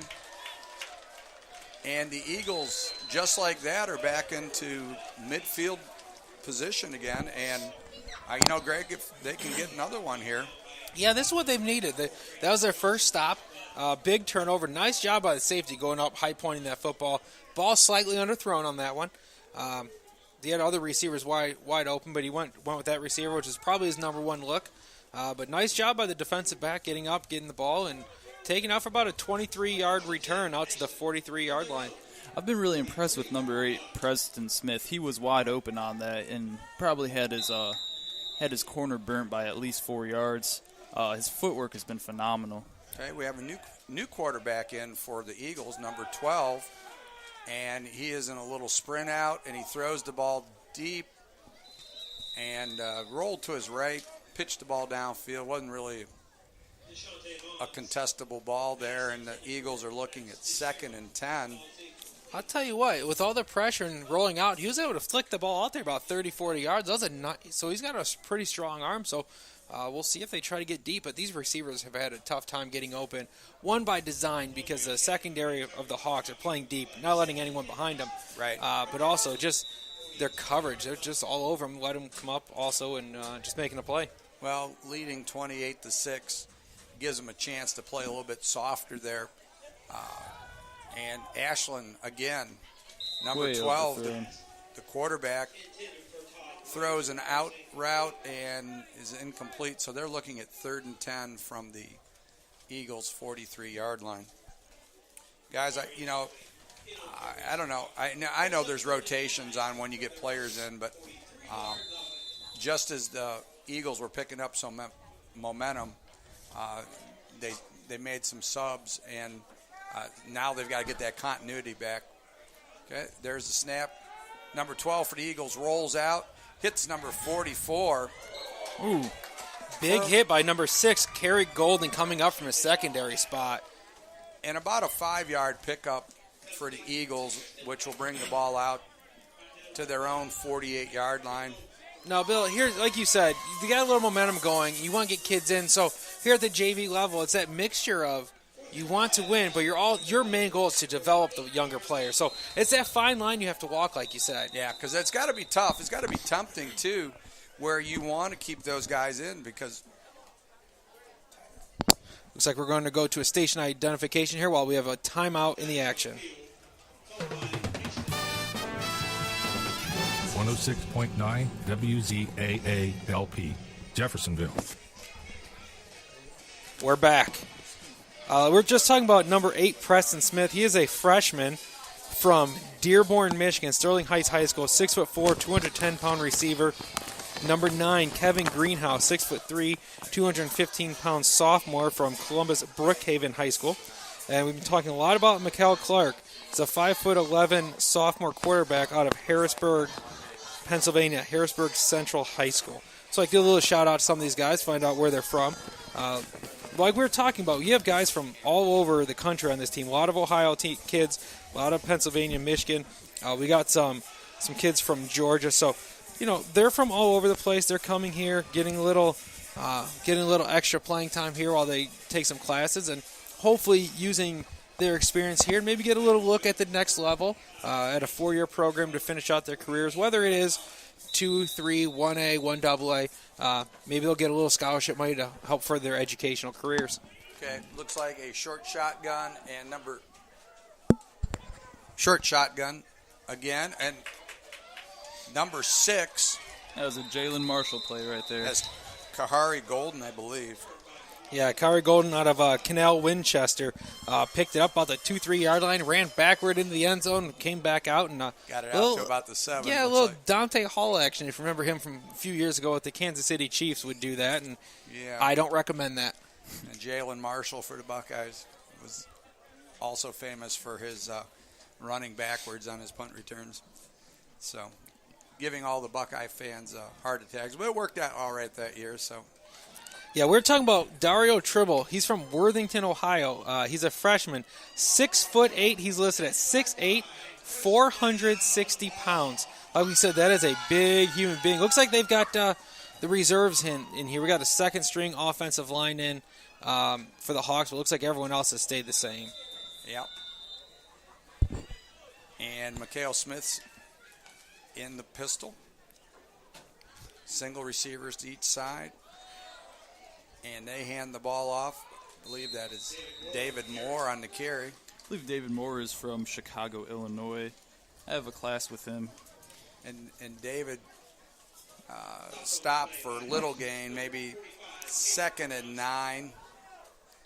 Oh, David Moore, he's from Reynoldsburg High School. Close to Ohio. Chicago. Close to Chicago. Well, we get the Hyperloop in, it'll only be 30 minutes, so then we technically will be close. That's right.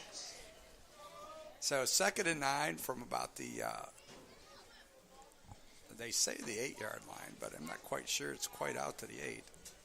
But Mikhail Smith in the pistol again, tight end offset to the right in the fullback position. A quick slant and a nice catch by Kevin Greenhow. And Howe gets the ball out to the 35-yard line just like that. And how green was that territory for Kevin Greenhow? It was pretty green for Kevin Greenhow. He's showing some really, really good leverage. I mean, he's really strong after the run. Yes. It's been hard to bring him down. Yeah, he pulls away once he gets the ball, keeps his feet moving. Of course, that's important. Okay. Hawks come out 3 to the right, 2 to the left. They empty it. Mikhail Smith, so we were either going to see some type of throw or a quarterback draw here, unless they bring someone in motion. And he's Kevin got Greenhow wide open. Kevin nice Smith or nice catch, or almost catch by Kevin Greenhow. It was good throw by Mikhail Smith, and he just put it right out there. Yeah, just off his left hand. Wasn't able to bring it in. If he was, it would be 34-6 Hawks right now. Yeah, these corners for Ashland have been struggling on the vertical routes on the outside. Yeah, you just see the athleticism for Hocking. They just haven't been able to keep up on the defensive end. Big height disadvantage, and too. They are going to a 3 to the right, 2 to the left, empty the formation again. Work first time. Let's see if they can come back and hit it this time. Clark takes a drop, and he's got number 84. Number 84 is taking it. He's down. Oh, just gets tripped up by number 20 of the Hawks at about the 13-yard line. Yeah, number 84, Dennis Smith. That was a well-thrown ball, and that's what you want to see out of your quarterback. He threw that before the receiver even made his break, lobbed it out there, let him run underneath it, just wasn't able to outrun the defense on that, but nice pitch and catch there. I wouldn't be surprised if they throw a fade to one of these big receivers. So they don't have Greenhow in the game, but they look for them to go to Preston Smith in the back corner of the end zone. Preston Smith is out to the right. Hawks have David Moore. Ooh, look for a screen here to David Moore, running back in the flats. 3 to the left. Motion left to right, and it's a jet sweep to Evan Pierce. Pierce struggling and dropped for a couple-yard loss. And when you run empty like that, that is the one of the run plays you can get out of that if you motion across and get the jet sweep. But didn't fool any of the Eagles on that one, so you're looking at 2nd 11 from the 15-yard line. 5:46 to go in the second period. The score is 28 for the Hocking Hawks and 6 for the Ashland Eagles. Okay. Cale Smith comes up, talking to his offensive lineman, drops back into the pistol. Carter Mangle offset as the fullback to the left. And a little option play by Clark, and Clark cuts it inside and gets the ball up to about the 12-yard line. And we'll be looking at, looks like 3rd and 8, guys. No, they didn't even give him that, so they gave him about 2-yard gain. So 3rd and 9 from the 13. And this has got to be 4-down territory, considering what we've seen out of the kicking game at this point. Yeah, So, I would think so, unless they want to try to go for it, get a little practice. But, yeah, I would think you might see a play call to get about 5 of these 10 yards back. Hawks with 3 receivers to the right, 1 to the left, fullback offset to the left of Mikhail Smith or Clark.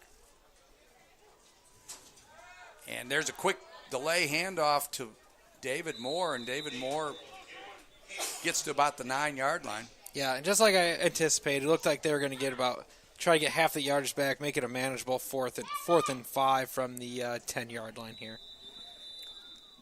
4th and 6, excuse me. 4th and 6 from the 10. Okay. And the play is sent in. Mikhail Clark again talks to his offensive lineman, letting him know what. Tell them to block. That's their first priority. Tell them to block. We've got two receivers to the left. 3 in the box for Ashland. Pistol formation. Oh, and they tried to hit Carter Mangle, the offset fullback, on a little quickie, and no success for the Hawks.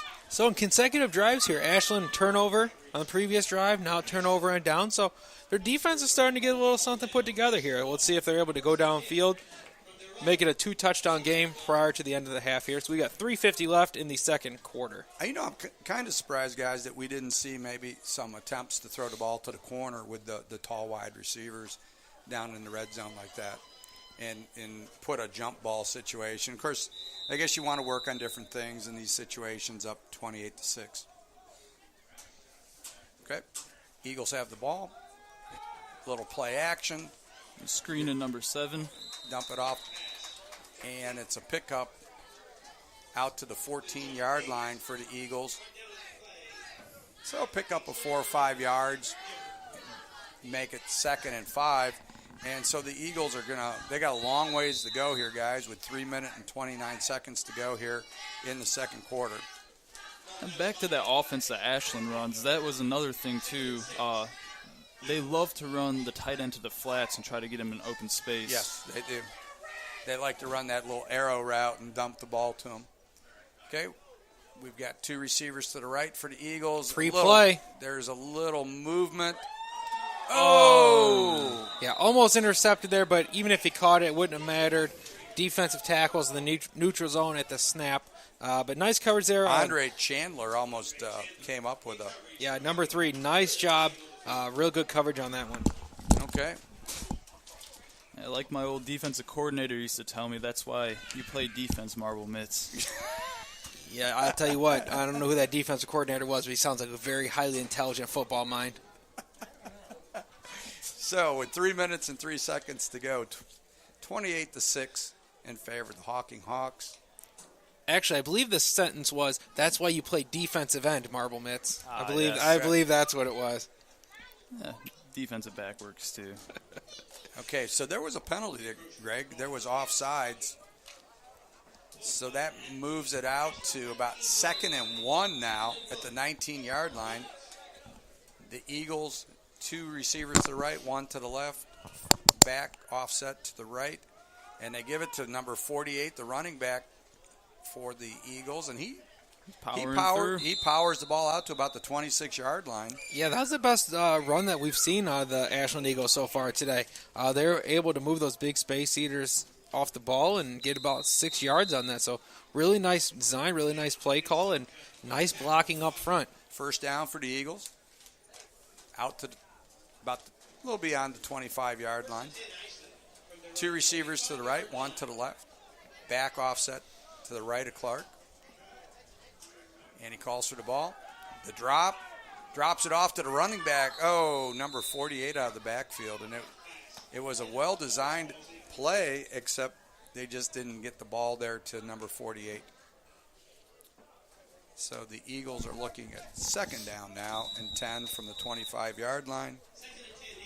And guys, at this point, I guess you start cycling in some players, get them a few more minutes before we go into halftime, and try to get ready for the second half. Make your adjustments. 2 receivers to the right for the Eagles, 1 to the left. Back offset to the left of Clark. Clark takes a drop, looks to the middle, had to get out of town there as he was catching some pressure by the Hawks. Good coverage by the linebacker on that one. Yeah, picked up the back out of the backfield. And Yeah, they had a really nice stun up front. The tackle came to the outside, defensive end came underneath, and they didn't see him coming. He got to the quarterback, made him throw a little early, and nice job by the little stun up front. Yeah, for sure. Looks like it was number 88, Tyson Wynn, that applied the pressure to the quarterback. 3rd and 10 from the 25-yard line. 2:26 to go in the second period. Eagles, a little play action. Drop it off to number 7, who's able to get the ball out to the 34-yard line, just short of first down. Yeah, nice job by number 11, Amin Gilbert, out of Waverly, Ohio. And that'll bring up fourth and a long 2. So, looks like they're going for it. and of course their quarterback does punt, so we're not always sure, with this situation. I guess as you said, Looks like he's in a short punt formation. yeah, here. short punt formation. And Ryan Clark boots the ball out, but I think we've got all sorts of movement. Neutral. We got a timeout. Infraction, We got a timeout here by the defense. And so the defense wants to talk about it as they expect. And we're going to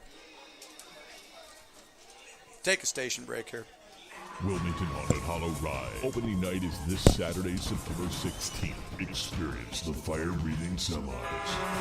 Ride aboard the Sawdust school buses for a haunted ride you'll never forget. Terror in the Core, Slaughter Hotel, and the all-new Evil Asylum will chill you to the bone. Wilmington Haunted Hollow Ride. Opening night is this Saturday, September 16th, 1261 West Dalton. For information, directions go to WilmingtonHauntedHollowRide.com. And we are back. Ashland punt team comes up to the line of scrimmage, finishing up the coaches out, water out. Everybody gets a nice sip of water here. Nice, warm, beautiful day here in Nelsonville. After a few weekends where it's been a little bit colder than normal, we got some warm weather this weekend here in Ohio. It kind of feels like an early September, late August game. Okay, the Eagles, 4th down and 2 to the right, 1 to the left. Clark starts to back up in the shotgun formation, and it looks like he's getting ready to punt the ball. And as we've seen all day, the quarterback punts it down to number 80. I believe that's Evan Pierce. I've been really impressed with his elusiveness. He seemed like he's your typical slot receiver. Yep.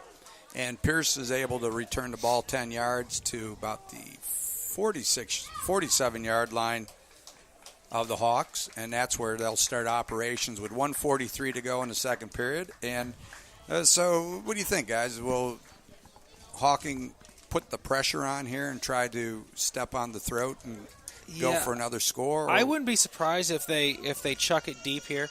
You have number 9 back in the game, Kevin Greenhow. You have Preston Smith in the game. And Preston Smith again is get the single coverage, and here comes a safety walking over the top. So we'll see what they do here. But it looks like they have man press coverage again. 2 receivers to the left. Mikhail Clark in the shotgun, and gives it off to Antoine Allen, and Allen is able to wedge it forward for the better part of 3 or 4 yards. So we're looking at 2nd and 6 from the 50-yard line. And the clock runs at 1:25 to go in the second period. We're out to midfield, so we'll see if they take a deep shot here, if they're going to continue to run the ball up the middle and try to wear down this clock as well. Okay, pistol formation, 2 to the left, 2 to the right. Clark gets ready, calls for the ball. A little overthrown. Tries to dump the ball off to Tyson Miles on a short little flat route. So we're looking at third and 6 from the 50-yard line. 1:03 to go in the first half. Of course, the clock stopped on incomplete pass. And the Hawks are attempting to keep this drive alive here, guys, as they'd like to put some more points on the board. 3 receivers to the left, 1 to the right. Back offset to the left. Screen. And there's that screen that you said, Greg, that you thought they would come back to, and it's broken up by the Eagles. And so that'll bring up 4th down and one of the rare punting situations for the Hawks today.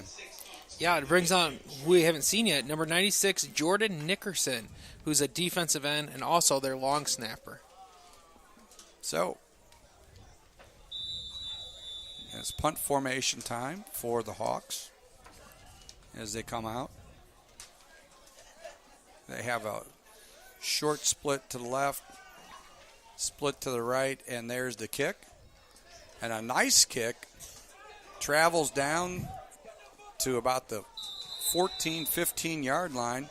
Yeah, nice kick by number 13, Tyson Miles, who's left-footed kicker, also or left-footed punter, also one of their quarterbacks. So at any time with a quarterback in the punt game, you could see them go for a fake at any time. 35-yard kick. And that's where the Ashland Eagles will take the ball, 14-yard line. And they have 47.5 seconds to go, guys. And and that punter, Tyson Miles, is from my neck of the woods. He's from West Columbus, Columbus Briggs High School. I live around the corner from there.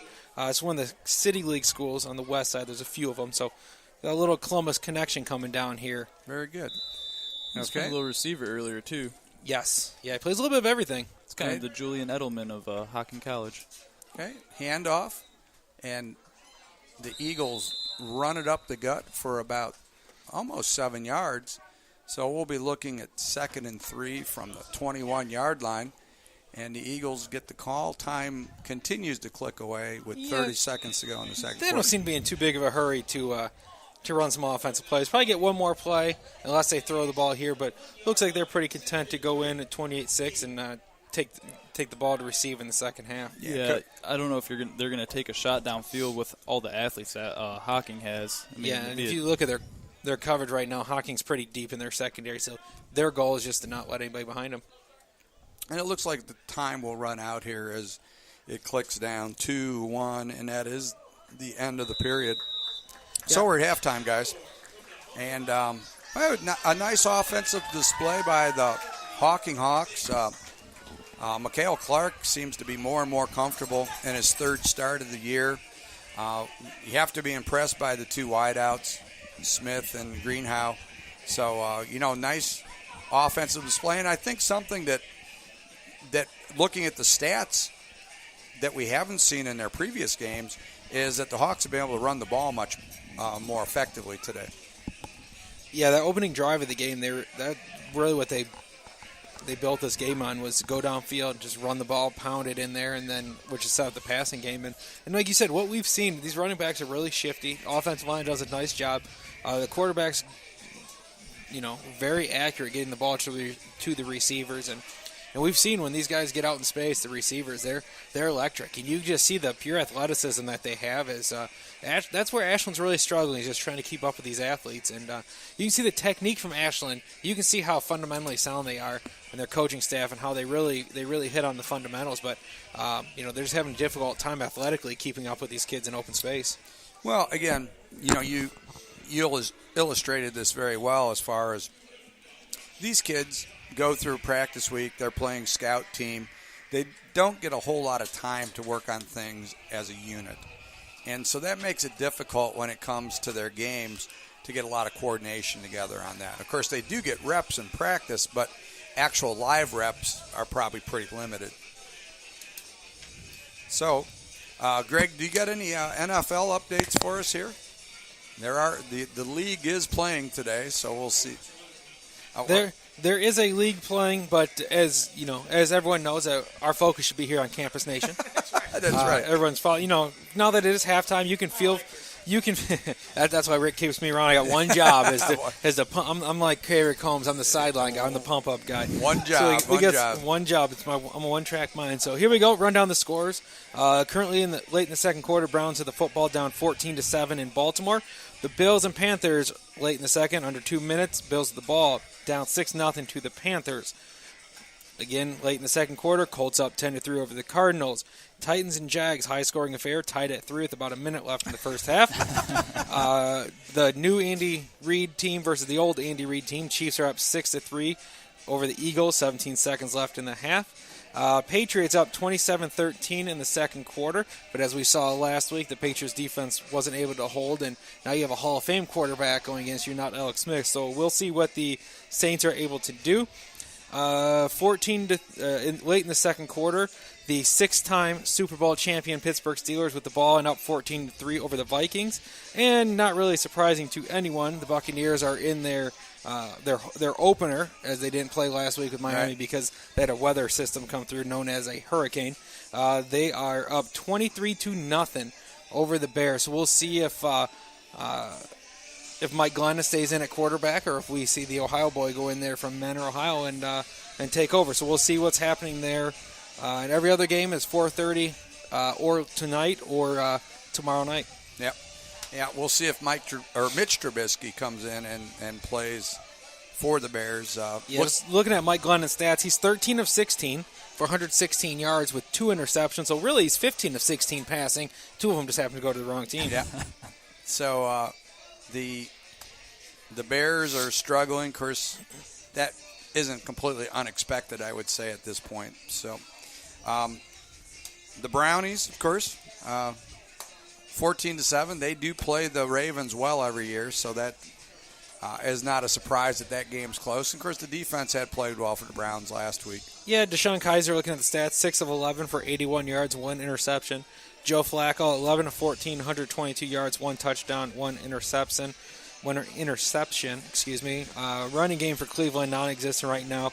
Isaiah Crowell, 7 carries, 16 yards. So a little struggle there, but again, we're at the 2-minute warning, so we'll see what happens. Kevin Hogan looks like got into the game. He's 2 of 3 passing for 72 yards and a touchdown for the Browns. So, kind of a surprise there. That's scary. So, I don't know. I think the disappointment with the Browns, they did rebuild the line. It appears to be better, but the inability to run the football. And I think was something that Hugh Jackson was hoping, is that they were going to be able to run the football more effectively. I think that right tackle situation's been tricky, too, trying to figure out who fits in right there. I know they have Sean Coleman and Roderick Johnson, the rookie out of Florida State, but they really haven't found a viable option or a guy that they can sit down with and say, this is our right tackle. Yeah. You would hope that, I know they're hoping that Sean Coleman would be the guy, because the idea is if Coleman progresses and Joe Thomas ends up retiring, you can move him over, hopefully. But at this point, that's kind of a stretch. Sean Coleman's got a funny story, too. Well, ironic. He came to Auburn as a 5-star recruit out of high school, loads of potential, and then he got leukemia where he had to sit out 2 years, and came back the last 2 years and obviously elevated to a 3rd-round pick, I believe. Right. And taking those 2 years off, there's still a lot of development that the NFL can use on him, and maybe next year he breaks out and we see the potential that we've been waiting for. What do you think about what Adrian Peterson kind of came out critically, of the Saints play calling and said, I didn't come here to only get 11 touches or whatever it was? Yeah, I came out critically too, because I drafted him late in my fantasy draft, and I didn't draft him to get 5 carries or whatever it was either. But it looks like so far Peterson, 3 carries, 13 yards. But he had to have known going in that is not a running team. That's not their bread and butter. That's not what they build their team around. Now, I would say, did he expect more touches? Yeah, that's a fair statement, but that's not what the Saints are known for. I would say it was Alvin Kamara who has looked very impressive in the preseason. And, the NFL is known for doing this. If they can keep a young back who's just coming into the league, Peterson might be one and done. He'll be with the Saints for a year, and I don't know what the structure of his contract is, but they could release him after a year because if they find a young kid that can carry the load, then why keep the guy you have to pay a lot of money to? I completely agree. Mark Ingram, I mean, he had over 1,000 yards from line of scrimmage last season. He's been a big part of their offense, and with Alvin Kamara taken in the second round, Peterson, it just, he looks like a third down back. He's getting to that point of his career. Yeah, and that was the thing. We heard that when he was doing his tour, going to teams to get tryouts. What did he have left in the tank? And nobody really knows. Of course, some people look at it as he was suspended for a year. He's been out for parts of years with injuries. So they said he may be 31, but he has like a 29-year-old body. I don't know if that's true or not. I mean, even if you have a 29-year-old body as a running back, that's still pretty old. So 27's the average life expectancy for them. And that's what we just haven't seen much late in the last few years. It's just running backs, really being dominant. It's usually a running back by committee. You've seen Ezekiel Elliott have a really good year. David Johnson had a good year. He's hurt now, which hopefully he's able to come back from that injury. He's going to be out for a couple of weeks. Right. You have Le'Veon Bell. So there's a few of them. Adrian Peterson obviously had some really good years, but that's not how the NFL is built anymore. It's quarterbacks, it's wide receivers, and speaking of quarterbacks, you have a pretty good one in New England. Tom Brady in the first half is 15 of 20, 245 yards, 3 touchdowns, no interceptions for a 155.2 rating. So, and not too bad. Rob Gronkowski, 5 catches, 95 yards, and a touchdown. It's what the Patriots do. And here's the good news, guys. I have both Tom Brady and Rob Gronkowski starting this week on my fantasy league. The best news out of that, though, is we are not in the same league and we are not going head-to-head. So yeah, you know what? Kudos to you. That's good for you. Last week I started Eli Manning because I figured, going against the Cowboys, he's had some success in his career. Brandon Marshall there. Yeah, and you know who I sat because they're playing New England? I sat Alex Smith, and, that didn't work out so well for me. Now, luckily, I wouldn't have won either way, so it didn't hurt my feelings too much, but not good. Hall of Fame quarterback, Alex Smith, by the way. Yeah, it was something like that. Yeah. Something I was thinking about, Aaron Rodgers, I don't even know if it's debatable, but from a physical standpoint, he's the best quarterback I've ever watched. The guy that they took 10th overall, the Chiefs, Pat Mahomes, I see a lot of the same intangibles. Yeah, I agree. You see Alex Smith maybe play for 2 more seasons there. You could see the second coming of Aaron Rodgers and Pat Mahomes. Yeah, Mahomes, he has crazy arm strength. We know that. And the ability to throw the ball from any angle and still get it there with velocity is one of the most impressive traits I take away from him. His launch points are amazing. If you watch any highlights on him, what he's able to do. And, and I'm not sure that he wasn't the best quarterback in the draft.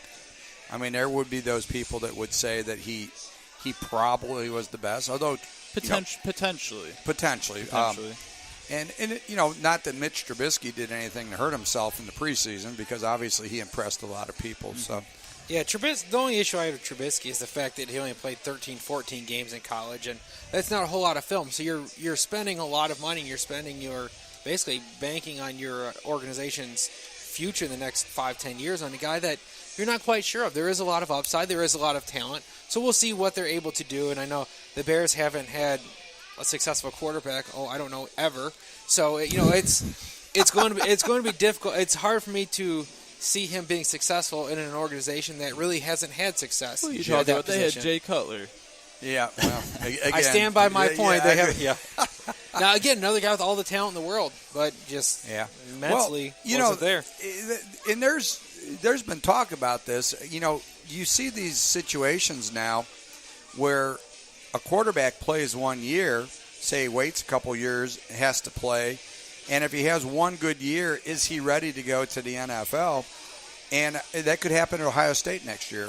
Joe Burrow, as an example, could come in and start for the Buckeyes. A new offense. Obviously, Joe Burrow doesn't fit what Ohio State's doing well right now. But with Kevin Wilson as the offensive coordinator, he could come in, light it up, and be there for 1 year and be gone. Yeah, and Joe Burrow's name that's familiar around these Well, parts. around this area. Yeah, he's from the Plains, which is just right around here, not too far away. And Athens High School. Yeah, absolutely. So he's a kid with all kinds of upside, and Coach Meyer hasn't gotten where he is without molding his system partially around his players. Yes, you want your players to fit into your system because you can recruit certain kids to fill those roles, but I would expect next year, no matter who the quarterback is, to come in and the offense kind of work around them to suit their best possibilities. I think, and now, Zach, I'm going to ask you about this because you stay up on the recruiting. Does Urban Meyer at some point this year, if Burrow, and they say Burrow could be back in a week now, or Haskins, does he start them, or does he bite the bullet and decide that they've got the big recruit out of Georgia? Is it Emory Jones? Emory Jones, yeah. Would that be something that they would want to? Does Urban look at that and say, "I'm going to stay with JT," and then we've got the big recruit coming in and make an open competition between Burrows, Haskins, and Jones next year for the starting position? It's a really interesting point. There's actually some talk right now about Emory Jones. He's taken 2 visits to Alabama, right, and he's given them a lot of praise. So right now, Emory Jones, I think after the Oklahoma loss, he's been considering Alabama a little bit more. But I think that whole quarterback situation, you have a young guy in Tate Martell who's very fired up. Yeah, I forgot about him, too. Leadership qualities, obviously can run. We haven't seen him pass much, but, he's a freshman. He's a true freshman. If he gets established in a system, he has all the ability to be successful, especially in a spread system like Urban Meyer's. Between Haskins and Burrow, I don't think you can argue that anybody's going to come in and unseat either of those guys who I like them both equally. I think they both can throw the deep ball really well. I think they have all the physical traits. And you might see one of them transfer out, or you could see one leave early and the other one play the next year. Brings up another interesting point with J.K. Dobbins right now. Right. He's on pace to potentially be a 1,500-yard back. Right. So what do we see happen with Mike Weber next year? And Greg and I have talked about that is, you have to play your best athlete. Exactly. And if Dobbins ends up being the better player, does Mike Weber leave? He's not healthy. It's not his fault. But at the same time, Urban's there to put the best team on the field. And if Dobbins ends up being the best player, and obviously he's looked very good in the first few games. I don't think you can disagree that Dobbins has been significantly more impressive than I've ever seen Mike Weber. He just has those. He has the it factor. He has quicker feet. He's more explosive. He has all the things that we didn't see in Weber last year. Okay, well, let's go to Greg. Greg's got some statistics to go over. Yeah, I want to give a big thank you to the Hocking College football program over here. They're getting us the halftime stats, treating us very well up here. So excellent job by them. We're very impressed with what we've seen so far, both offensively and defensively from their program. So as we see here, we have a 28-6 Hocking College Hawks up over the Ashland JV Eagles, like I said in the first half. Running down the scoring line here, 11:49 left in the first quarter. Antoine Allen with a 1-yard touchdown run. Also in the first quarter, 5:48 mark, Mikhail Clark with a 18-yard touchdown pass to number 11, A.J. Caldwell.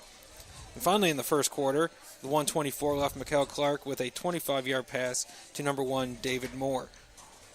Starting the second quarter, 11:41 left in the half, another touchdown pass from Mikhail Clark to number 80, Evan Pierce for 53 yards, which made it 28-0. And then we had a touchdown by Ashland from number 16 to number 7. 2-point conversion was no good, which leaves our score at 28-6. Each team has been penalized once third down conversion, for Ashland, 2 of 7, 4 of 6 for the Eagles. 4 of 6 for the Hawks. Both teams are 0 for 1 on their fourth down conversion. Running down the passing stats for the Hawks. Number 7, Mikhail Clark, 13 of 19 passing, 265 yards and 3 touchdowns. So that's an excellent first half for them. In the rushing game, Mikael Clark, 5 carries, 18 yards. 21, Antoine Allen, 8 for 18. Evan Pierce, 4 for 16. Jesus Himes, 1 for 2. And David Moore, 4 carries for -2 yards. In the receiving games where we're seeing a lot of these numbers, Evan Pierce, 4 for 83. Dennis Smith, 1 for 51. Kevin Greenhow, 2 for 37. David Moore, 1 for 25. Anthony Caldwell, A.J. Caldwell, 1 for 18 yards. Dazon Maddox, number 83, 1 catch for 18 yards. Preston Smith, 1 for 15 yards. Antoine Allen, 1 for 10 yards. And Kyrie Golden, 1 for 8 yards. So we've got about 8 or 9 guys for Hocking College with the reception. So they're definitely spreading the football around. And we've talked about it too. This the secondary for Ashland is just physically outmatched by these receivers. I'm actually a little surprised that Greenhow and number 8 Preston Smith haven't had a long reception yet. And maybe they're trying to spread the ball out, get everyone involved. But I think you're going to see some big things with them in the second half. Yeah, like you mentioned, we saw a lot of those short passing plays. They're going to open up the long passing in the second half because the secondary has to start coming up to force on those on run support and also on those short pass plays, which is going to give Greenhow and Smith some opportunities to get deep downfield behind the secondary and make some plays. Let's talk about some defense here. Not a whole lot of stats for the Hocking College defense. The leading tackler is Vanden Vasada with 3 solo tackles, which tells you if he's their leading tackler with only 3 tackles, 1, they haven't been on the field that much, and 2, there's a lot of helmets to the football, so usually the first guy there is making the play. So we haven't seen too much. Number 92, Trayshawn Shanklin with the only sack on the day for Hocking. So their defense is doing an excellent job keeping things going here. I was talking to the sports information department here for Hocking College and just telling them how impressed we are with what we've seen so far, with the athleticism from both the offense and defense, especially on the defensive line and the receiving game. And like we were talking with the proximity to a lot of the, especially Ohio with all the MAC schools, Ohio State, Dayton, Cincinnati, West Virginia not too far from here, Marshall, Pitt, Xavier. You have all these schools, and of course the Division II schools. He said that there are a lot of MAC schools have already been in contact with the program for some of these kids. So, which don't be surprised in the next few years you start hearing more about these kids that you see on Saturdays coming from Hocking College. Well, I think what we've seen Ohio State do over the years, and 2 key athletes are Michael Thomas and Eddie George. Both went to Fork Union Military Academy Cardell Jones. So I could see this becoming a local possibility for schools to get their athletes to come here. They can keep an eye on them. They're in closer proximity. And, some kids don't want to travel all the way to Virginia or New England to get into the prep schools. So, and one thing he did mention, he said a lot of these kids that are here, they do have Division I talent here. We can see that. Right. He said the reason why a lot of these kids are here is they didn't qualify academically, their ACT, SAT score, or there's some issues with their academics in high school. And this is a perfect place for these kids to come, get some tutoring, learn how to be a student. A lot of these kids just haven't had that example. They don't know how to be a student athlete. So They come here, they get in a program with Coach Matthews and his staff, and teach these kids how to be student athletes to be successful in the classroom and outside the classroom. And that's going to lead to success on and off the field in their life too. And that's something with going to Hocking I see with Coach Matthews. He every single day I see him get the coaches involved with everyone. They have the strength coach going out to all these kids, trying to make them not only better students but better people. And that's one of the most impressive things I've seen with the coaching staff here is how the connection that they try to create with all these students here. Yeah, I think that he definitely has that father-like relationship with the kids, which is important. And he treats everyone with respect, no matter who it is throughout the hallway. Right. So as we get ready for the second half here, it is 28-6 in favor of the Hocking Hawks. And, so Zach, it's been an impressive display. It's been an impressive display here by the Hawks. And the Eagles, of course, are getting ready to receive the second half kickoff. And what's that? Yeah, okay. Someone. There might be people in there. Yeah. And so we've got the Ashland Eagles ready to receive. They've got number 2 and 3 back deep to receive the ball. And, of course, we've got Devontae Shoemate is getting ready to kick for the Hawks. And there is the kick. Travels down to a short kick, and it's recovered by Hocking College. Hocking College, number 44. I believe was the place kicker. Number 44 for the Hawks is T.J. Baker, a defensive back. And I believe T.J. just got himself a recovery on the kickoff. The ball squibbed just past the Ashland 40-yard line, about the 38, and Baker came in and was able to recover the ball. So congratulations to T.J. Baker to get under there and recover that. I've seen T.J. walking down the sideline. He's been waiting for his moment, so that's pretty exciting for him. There he is right there. He's got a big smile on his face on the sideline. And, of course, the Hawks come out now. Mikhail Clark lines up for the snap. 2 receivers to the left, 1 to the right. And, tries a little play action and almost picked off by an Ashland Eagle there. It's a good job to get their hands up at the line of scrimmage. Yeah, and that inside fake is tough to get the mesh on that, Zach, and then get the ball out to the receiver. With all the linemen in there, if they don't buy it, they're going to have their hands up, and that's what happened on that play. Yep. Okay. So Mikhail Clark talks to the offensive line. Kevin Greenhow to the left. Preston Smith to the right. He's flanked left and right by backs. And to give. Inside zone.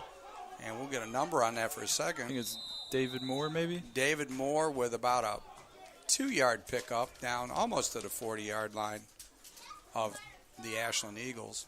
Oh, correction, that was Hamus Hines. Jesus Hines. Jesus Hines. Apologize, Jesus. With a couple yard pickup there. And Mikhail Clark gets the signal from the sideline. And they're going to go. Looks like they're going to stay in the shotgun with the quarterback flanked left and right by backs. Greenhow and Smith split left and right. And there's the drop. And they're going vertical, Zach. And that is a touchdown. Kevin Greenhow, I believe. Yep, Kevin Greenhow. Kevin Greenhow on a 40-yard pitch and catch from Mikhail Clark. That was a nice ball. Me and Greg were talking about this at halftime. Greenhow and Preston Smith have been wide open this whole game, and we're saying that there's going to be vertical plays thrown to them. They've been so much physically more imposing to these defensive backs, so that was only a matter of time before we saw that. Exactly. And so the extra point attempt here for the Hawks, and this, again, is Devontae Shoemate. And we'll see if Devontae has better luck on this one. And there is the kick, and it is good. So we get the initial extra point here in the second half. 35-6, 13-33 in the third quarter. And the Hocking Hawks are out to a 29-point lead. And, Zach, I guess for Ashland's kids, it's probably this can get pretty discouraging here. They know that they're playing. Really, some of these kids, if they were at Ashland, might be playing on the varsity. Mm-hmm. They'd be getting time. Absolutely. And so, it's got to be somewhat frustrating when you come out and you know that you're playing a team of this quality. There are some players that we're watching right now that I feel you will see on varsity very soon for Ashland. That number 7, the tight end, if the numbers weren't changed on the roster, he's impressed me a lot. Right. Very soft hands, a physical player. 99 on the defensive line. He's a little undersized, but he's been getting pressure and keeping the lineman at the line of scrimmage. So There's a few players out here that are definitely trying to make a name for themselves today. In number 16, Ryan Clark, the quarterback. Obviously, he's not going to beat out Travis Tarnowski, who's, a very entrenched varsity quarterback for the Eagles. I thought Derek Runyon was quarterback. But inside joke. Yeah, inside joke there.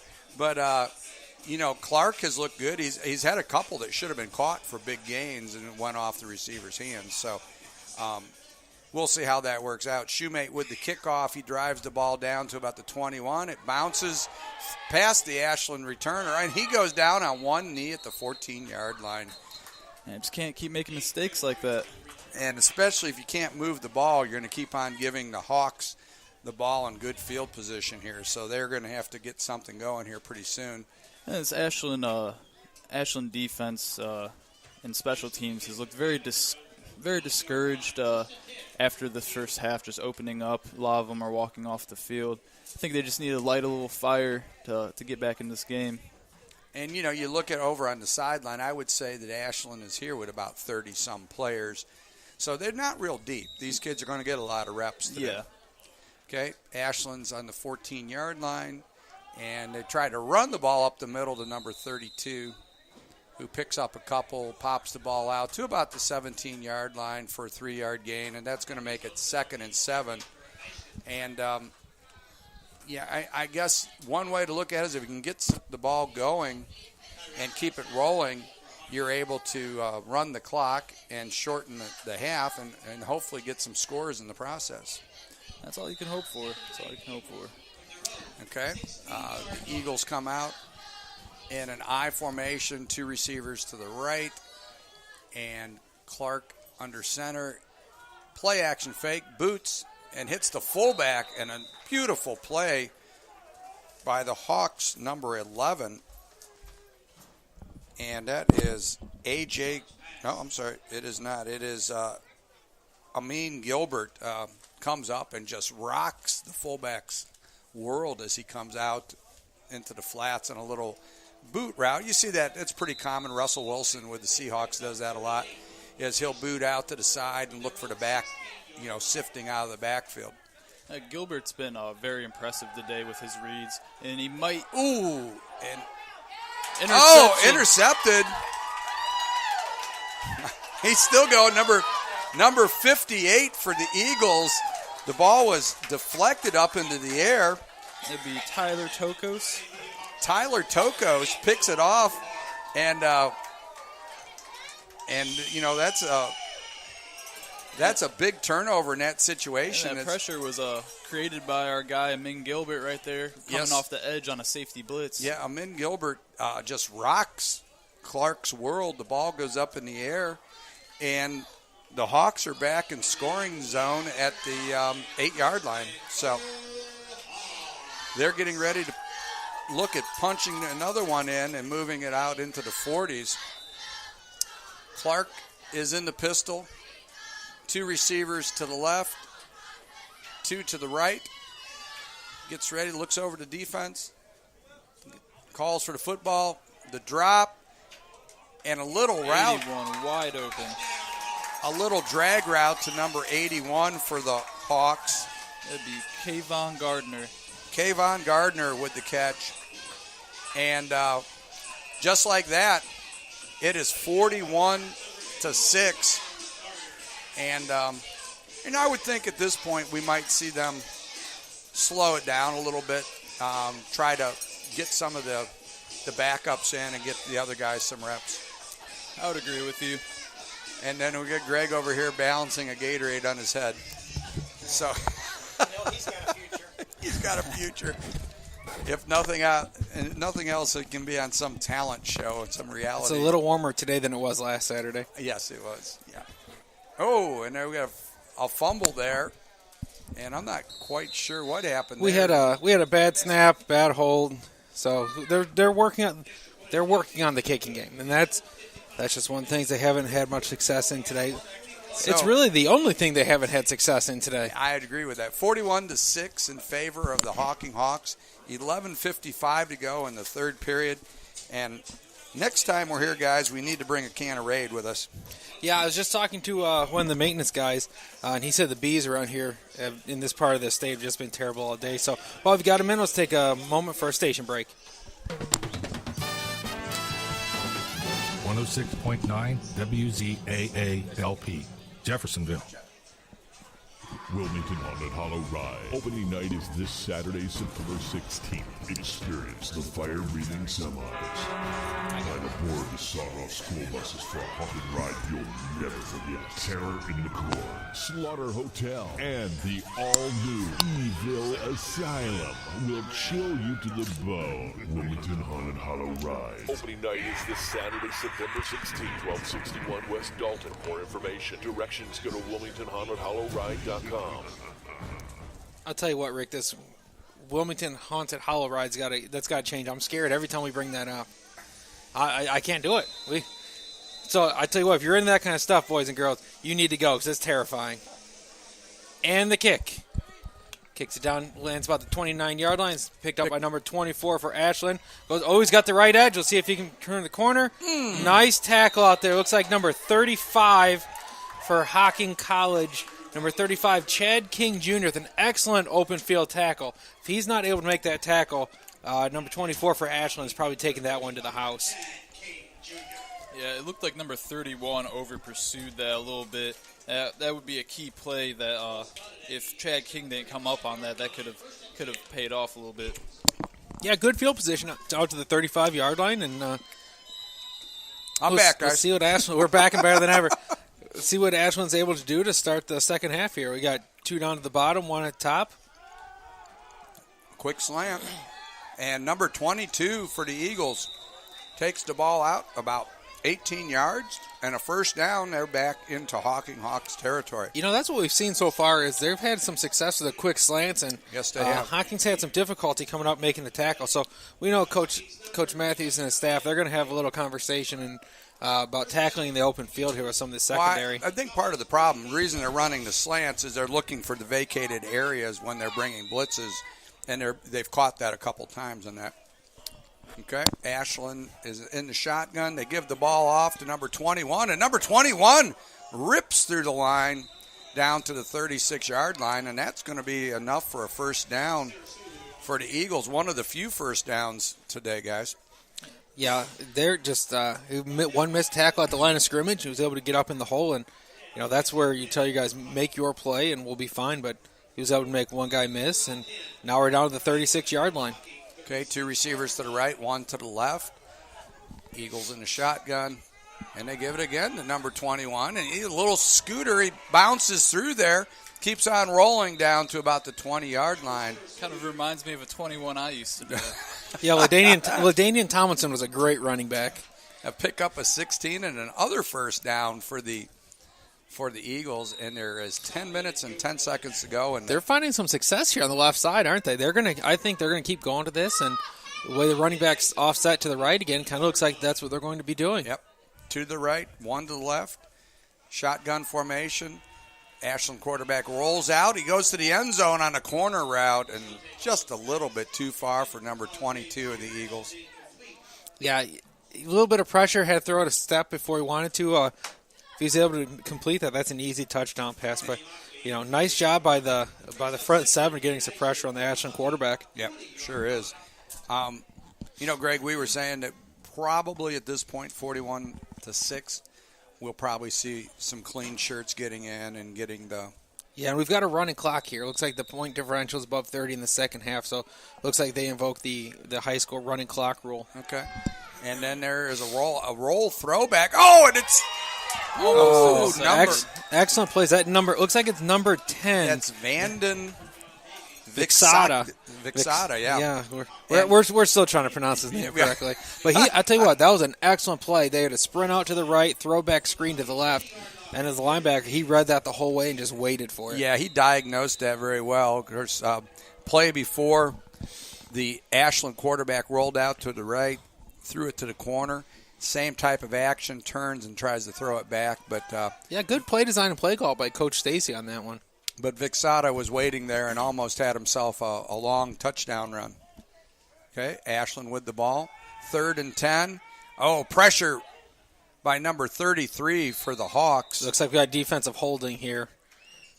Yeah, receiver is open, and we got some defensive holding. Going to be an automatic first down. You either hold them, give up 5 yards, or you give up a touchdown. As a DC, I would listen, guys. If you're in bad position, give up the 5 yards. We'll take it. We'll live to play another down. Reggie Remy was the one that put the pressure, number 33, on the Ashland quarterback. And yeah, we've seen him a few times coming off that edge. He's in a stand-up defensive end position, which you don't see a lot of stand-up defensive ends. Some really smart football coaches these days put kids up in a 2-point defensive end stance and let them get out the football and rush the quarterback. we know a few people who've done that in the past.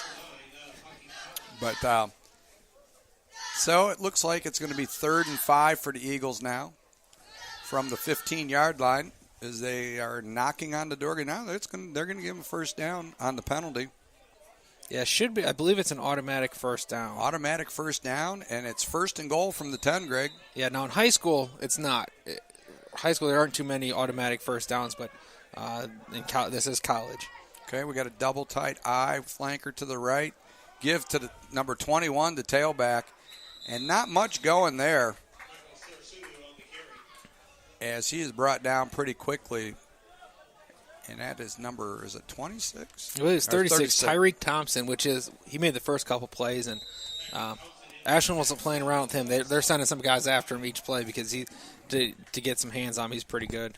Yeah, Tyreek Thompson with a nice hit. Stopping up for no gain, so we're 2nd and 10 from the 10-yard line.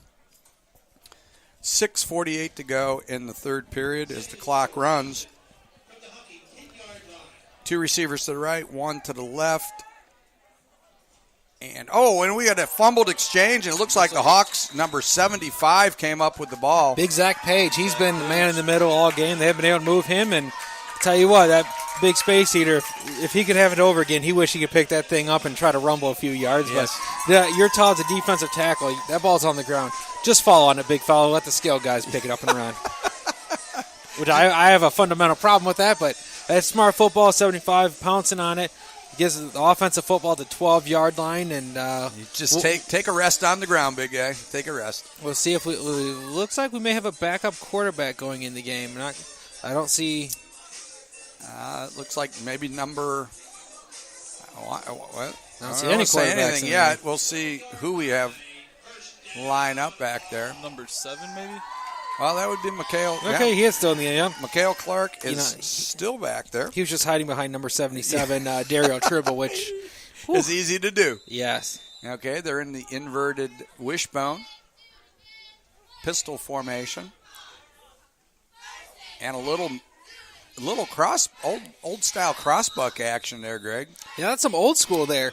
And that's one of those that, with that little scheme in the backfield, try to throw off the linebackers, don't know who has the football. That's where you have to read your keys, and if your key's that halfback, then you just need to go whether he has the football or not. And Ashland did a nice job only giving up 3 yards in that play. Yeah.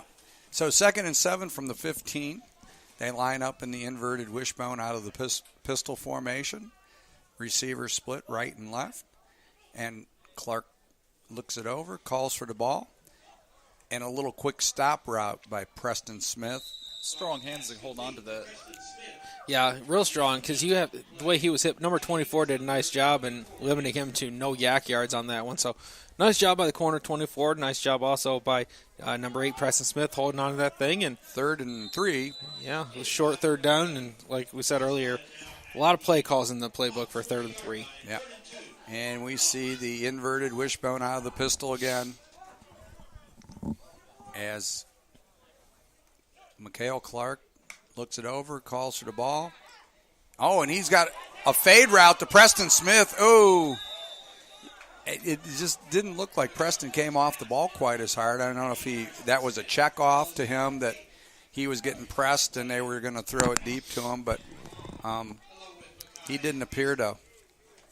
Yeah, they had him bracketed.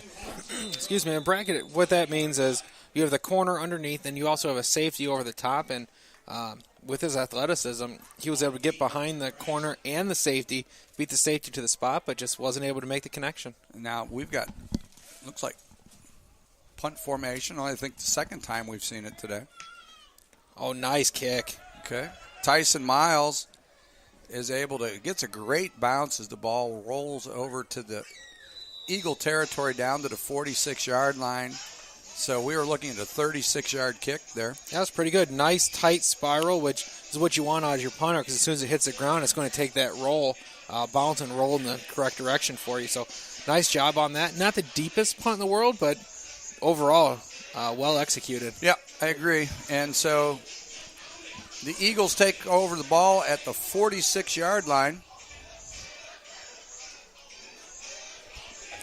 Two receivers to the right, one to the left. Quarterback in the shotgun, flanked by a running back to his left. And there's the snap. Oh, the ball's given to 32. It's on the ground again. And Hocking. And I think the Hawks may have come up with it again. Man, that's just bad luck on Ashland's behalf. It is Hawk football. And that's number 80. Is it 89?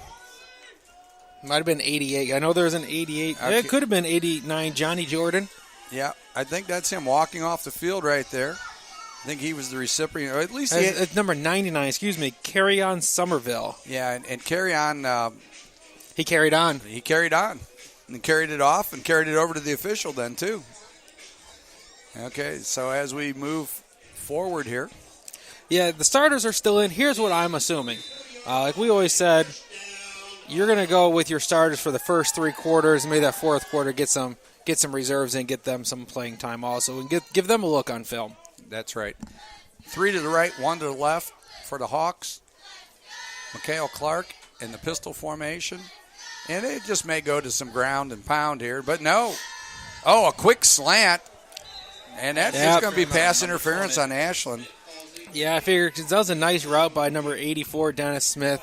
Nice slant, nice little post route there. And, again, if you're going to give up a touchdown, every coach would rather say, you know what, take the interference, and we'll live to play another down. Give up the 15 yards, and we'll deal with it. So number 80, Evan Pierce, who was playing the slot earlier, he appears to be injured. He has his helmet off and his pads off. So I think you're going to see a lot of Dennis Smith in the second half.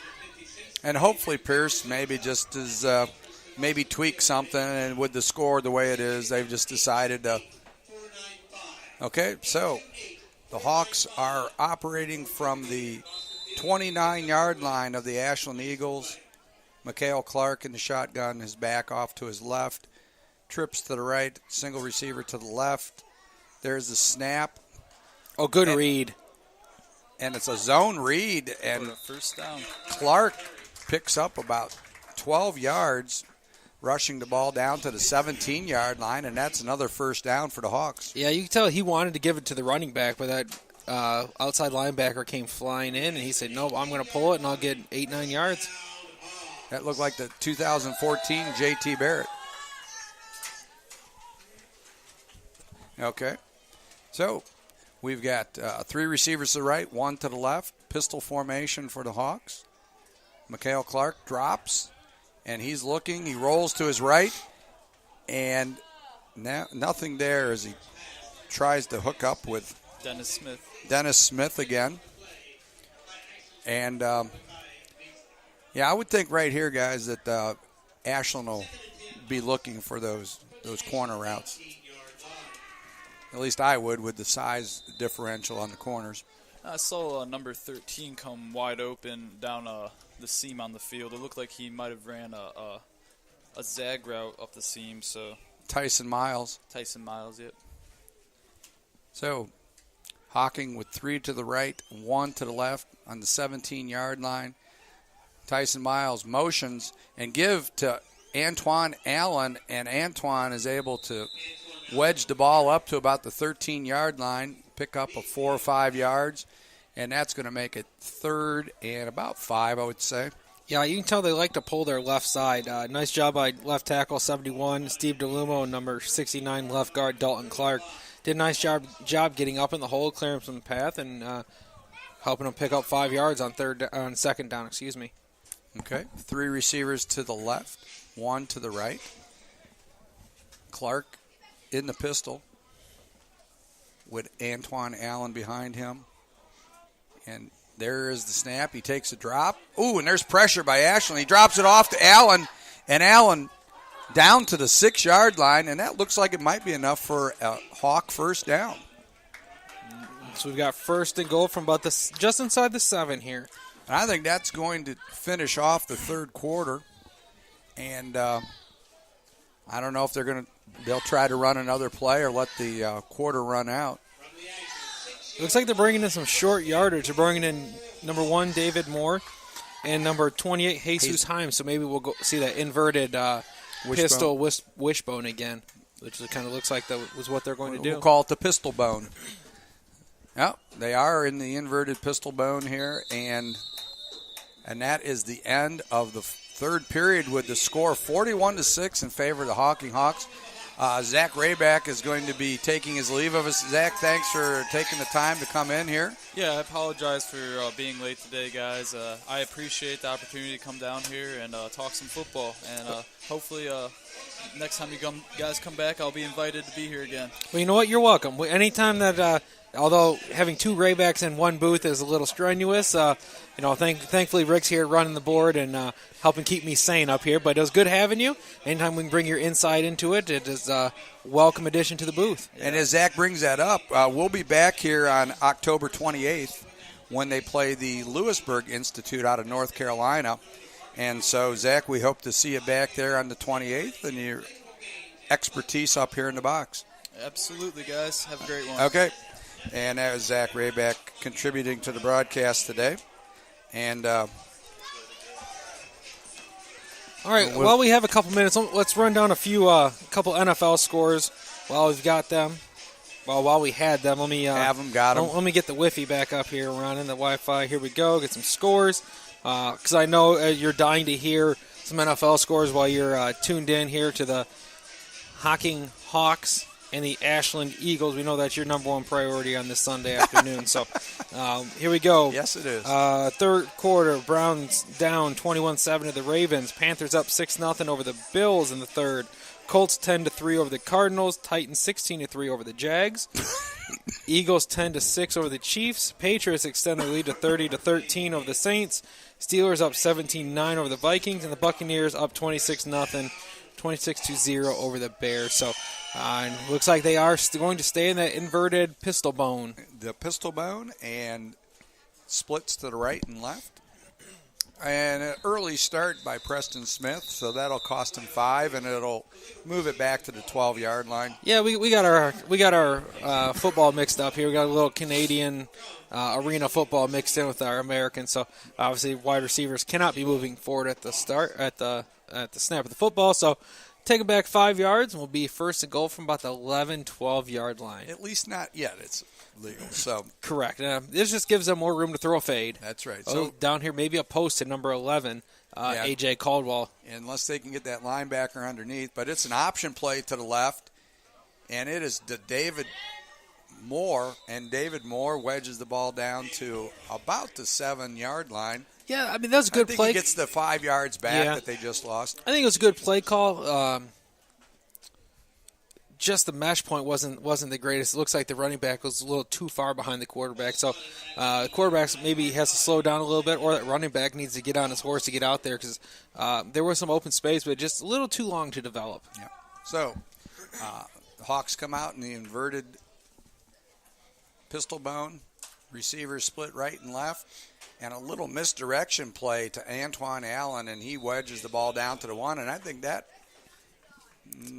is that enough for a first down? This is second and goal. It was a first down. So we're at second. We should be third and goal now. Third and goal. The box is incorrect, but third and goal from the 2-yard line. Yeah, nice job again by Dalton Clark getting up through there. They're doing an excellent job up front of clearing the way for their running backs. So we got the pistol bone again. Receivers split right and left. And Mikhail Clark looks it over, gets ready, calls for the ball, and it's a handoff to Antoine Allen. And he wasn't even touched. He kind of walks into the end zone. So touchdown Hawks, 47-6.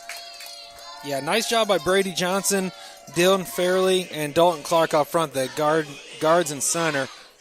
Just a good push by Jesus Himes, and walks right into the end zone. Yep. So, Devontae Shoemate lines up for the extra point again. And we'll see if he's able to put another one through for the Hawks. There's the snap, there's the kick, and not quite high enough. So the kicking woes continue, but that's something for him to go back to practice and work on in the coming weeks. Yeah, coaches always want to have something to harp on. This has been their struggle so far this game, but right. That would have gone in, but number 91, I believe it was, for Ashland, did a nice job of getting up. He was about 6'6", so he was able to get up there pretty high and knock that ball down. So with 12:58 left in the game, looks like we've got a 47-6 score. So we'll see what Ashland's able to do on this drive, and hopefully for Ashland's sake, they're able to cut down on the turnovers. That's really been their big hiccup today. Is they've struggled to slow down this offense. Yep. For Hocking, and then when your offense is turning the ball over, put your defense back on the field time after time, it's going to be very difficult to stay in a football game like that. Devontae Shoemate gets ready to kick the ball. Of course, back deep for Ashland is number 3, who we've seen back there most of the day today. And I believe the other deep back is number 24. Again, we apologize for not having the names of the Ashland JV players, but the roster does not match up with the players' numbers, at least most of them. And that ball goes out of bounds at about the 20-yard line. So Ashland will begin operations at the 35-yard line. And I guess, Greg, at this point with the fourth quarter, everybody will be getting into the game and trying to get some reps for those people that haven't got a lot at this point. I want to take a moment. I just realized this. We have 2 number 12s for Hocking. Number 12 is Devontae Shoemate, who is a wide receiver and quarterback who's warming up, and the number 12 that's been charged with the kicking game is Dominic Farmer. So we've been giving credit to the wrong person there. So, Dominic, we apologize. So Dominic Parker and Ryan Clark for the Eagles is back in the game. And it looks like he'll take the fourth quarter here, or at least this next drive. Yeah. 106.9 WZAA LP, Jeffersonville. Okay. 2nd and 2. Eagles on their own 48-yard line. 2 to the right, 1 to the left. Back offset to the right of Ryan Clark. Clark gives the ball to number 48. And same play that we've seen earlier in the third quarter where they were having success to the left side. They run the ball for a couple yards and pick up the first down at the Hocking 49-yard line. And that's one of the rare times in this game that Ashland has been able to get across midfield. Yeah, they were able to get only about 2 yards, but it was enough for a first down. Again, number 56 on the tackle, which we don't have a name for, and number 75, which has been everywhere in the middle, Zach Page on the stop. Okay. Double tight eye formation, flanker to the right for the Eagles. Clark takes the ball, little play action. He's going deep to number 2, and again, Clark floated a little bit. 2 made the adjustment on the ball, but he just couldn't pull it in. So. And, first down, you're in scoring territory, go ahead and take a shot at it. So, yeah, number 35, Chad King Jr. on the covers. He comes out, and they're putting number 3, Andre Chandler, in in that corner spot. Okay. So the Eagles come out, 2nd and 10 from the Hocking 47-yard line. Clark with the snap, hits the quick slant to number 8 for a first down. Nice throw by Clark. We got a stop by number 25, Telio Holt, and number 58, Khalil Stewart on the stop. Khalil Stewart came from his linebacker spot, put a good look on the receiver. The Eagles keep the drive alive there, picking up the first down at the 38-yard line of Hocking. Ashland comes out. 2 to the right, 1 to the left. Back offset to the right of Clark. Clark gets ready for the snap. Hocking shows the blitz and gets the ball quickly out to number 22, picks up a short 1-yard gain for the Eagles. So 2nd and 9 for the Eagles from the 37-yard line. Maybe they gave him a little bit more on that, Greg. They maybe gave him another yard on it. So it appears it'll be 2nd and 8 from the 36-yard line of the Hawks. 2 receivers to the right, 1 to the left. Looks like we got some press coverage here, so maybe a little blitz action. Could be. And they come with the blitz. And they look. And one of the staple plays for the Eagles has been the arrow to the flats, and they're successful again with that. Yeah, nice job by number 31, Abdoulaye Gassama. Some nice tackle on that in the open field. So a pickup of that's a first. They're giving a first down. So they're now at the 28-yard line of the Hawks. 1st and 10. 2 receivers to the left, 1 to the right. Back offset to the right of Clark. Clark gives the ball to number 48. 48 wedges the ball in for a short gain down to the 25-yard line. Pick up a 3. So we're looking at 2nd and 7 from the 25. Yeah, number 58, Khalil Stewart on that. Looked like also in on that play, number 48, Xavier Phillips. Okay, so 2 to the left, 1 to the right. Back set to the left of Clark. Clark gets ready to take the snap. Quick drop, and he pump fakes it and tries to throw a little fade to number 8 in the end zone. Yeah, really good coverage there by number 3, Andre Chandler. Looks like it might have been too good a coverage. It looks like they got him on a little defensive pass interference. So if that's the case, we'll be looking at a first down for Ashland here. And of course, Mr. Chandler doesn't believe he did anything wrong. Of course not. I looked like good coverage from up here, but from my angle, I couldn't tell if he had a little jersey pull or anything while the ball was in the air. Yeah, So, and it was a defensive holding was the call. So yeah, probably had a jersey tug. yeah. So Philip Sullivan is now in that corner. So they got a little rotation going on in that corner spot. So 1st and 10 from the 14-yard line, double tight. I formation, flanker to the left for Ashland. Give to the tailback, number 48, and he plows through to about the 6-yard line. Nearly enough for another first down. We're looking at 2nd and 8 from the 6. Yeah, and somebody lost their shoe. He may have ran so hard he ran right out of his shoe. And yep. And he did. Yes, he did. He had a little spin move in the hole, lowered his head, and that was a good hard run by number 48, and his shoe wasn't ready for that kind of load. Reminiscent of Keith Byers' 60-yard run against Illinois years ago when he lost his shoe about midway through the run. The shoe's still not on. He's in there, so hopefully they don't give him the football in this play. Okay, 2 to the left, 1 to the right. Clark takes the snap. He looks to the middle and a little bit too deep. Oh, they give him the touch. Boy, Greg, I don't know about that one. It looked like... Yeah, I couldn't, from this angle, I couldn't tell where he caught it, but they give the signal, now they're talking about it. But yeah, it was a touchdown according to the officials, the back judge and the side judge there, and good pitch and catch. That was a nice adjustment on the football. Yeah, number 44 made the catch for Ashland, and it was a nice effort. It just questionable whether he got both feet in.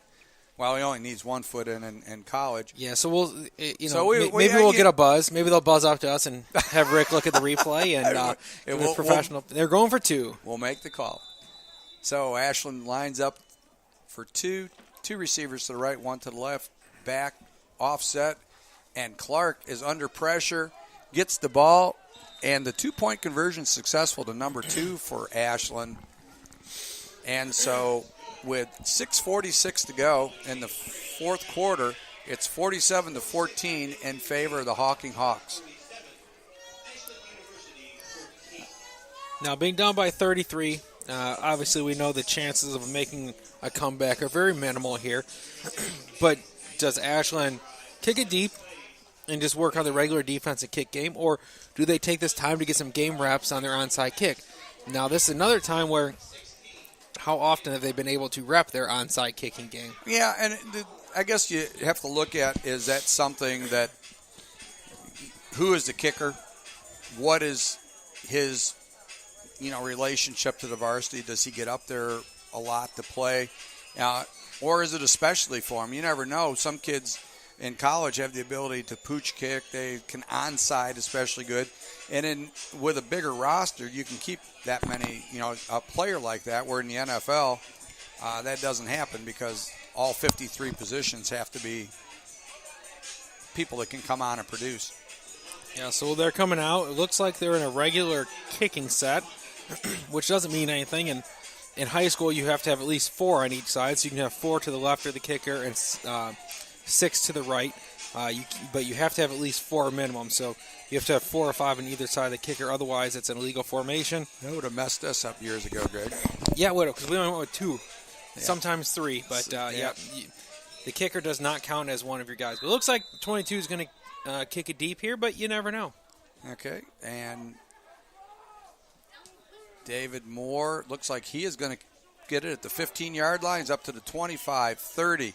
Cuts to his left, up to the 40. He's up to the 45, over to 50. He keeps his feet churning ahead to the Ashland 48-yard line. It's dangerous when a kid with that kind of athleticism catches the ball on the run. Yes. He was already at a full head of steam when he caught it, and did a nice job getting out across midfield. And, like we've seen, these receivers, they're not afraid to block. And on that one, you had number 9, Kevin Greenhow, out front leading the way. Yeah, and nice quickness there by David Moore as he gets a little jump step to the left and gets up the sideline for about 15 more yards. Yeah, it looks like we have a new quarterback in. Number 15, Mike Stanley. We have number 28 in the game at running back, Jesus Heim. So it looks like we've got the backups in. Okay. So Ashland has 2 to the right, 2 to the left. Miles motions to the left. And Jesus Himes picks up 3 yards, banging the ball down to the 46-yard line of the Ashland Eagles. Okay. So we've got the Mike Stanley gets the call from the sideline. Looks like Hocking will line up in a 2-by-2 formation. Jesus Himes, the single back. Okay, Stanley talks to the line, aligns himself in the pistol, and gets ready to call for the ball. And Himes steps up to the right of Stanley. Motion a jet handoff and a loss of yardage on that. Maybe got back to the line of scrimmage, as that was number 84, Dennis Smith, on the jet handoff. Yeah, we got 5 new offensive linemen in there.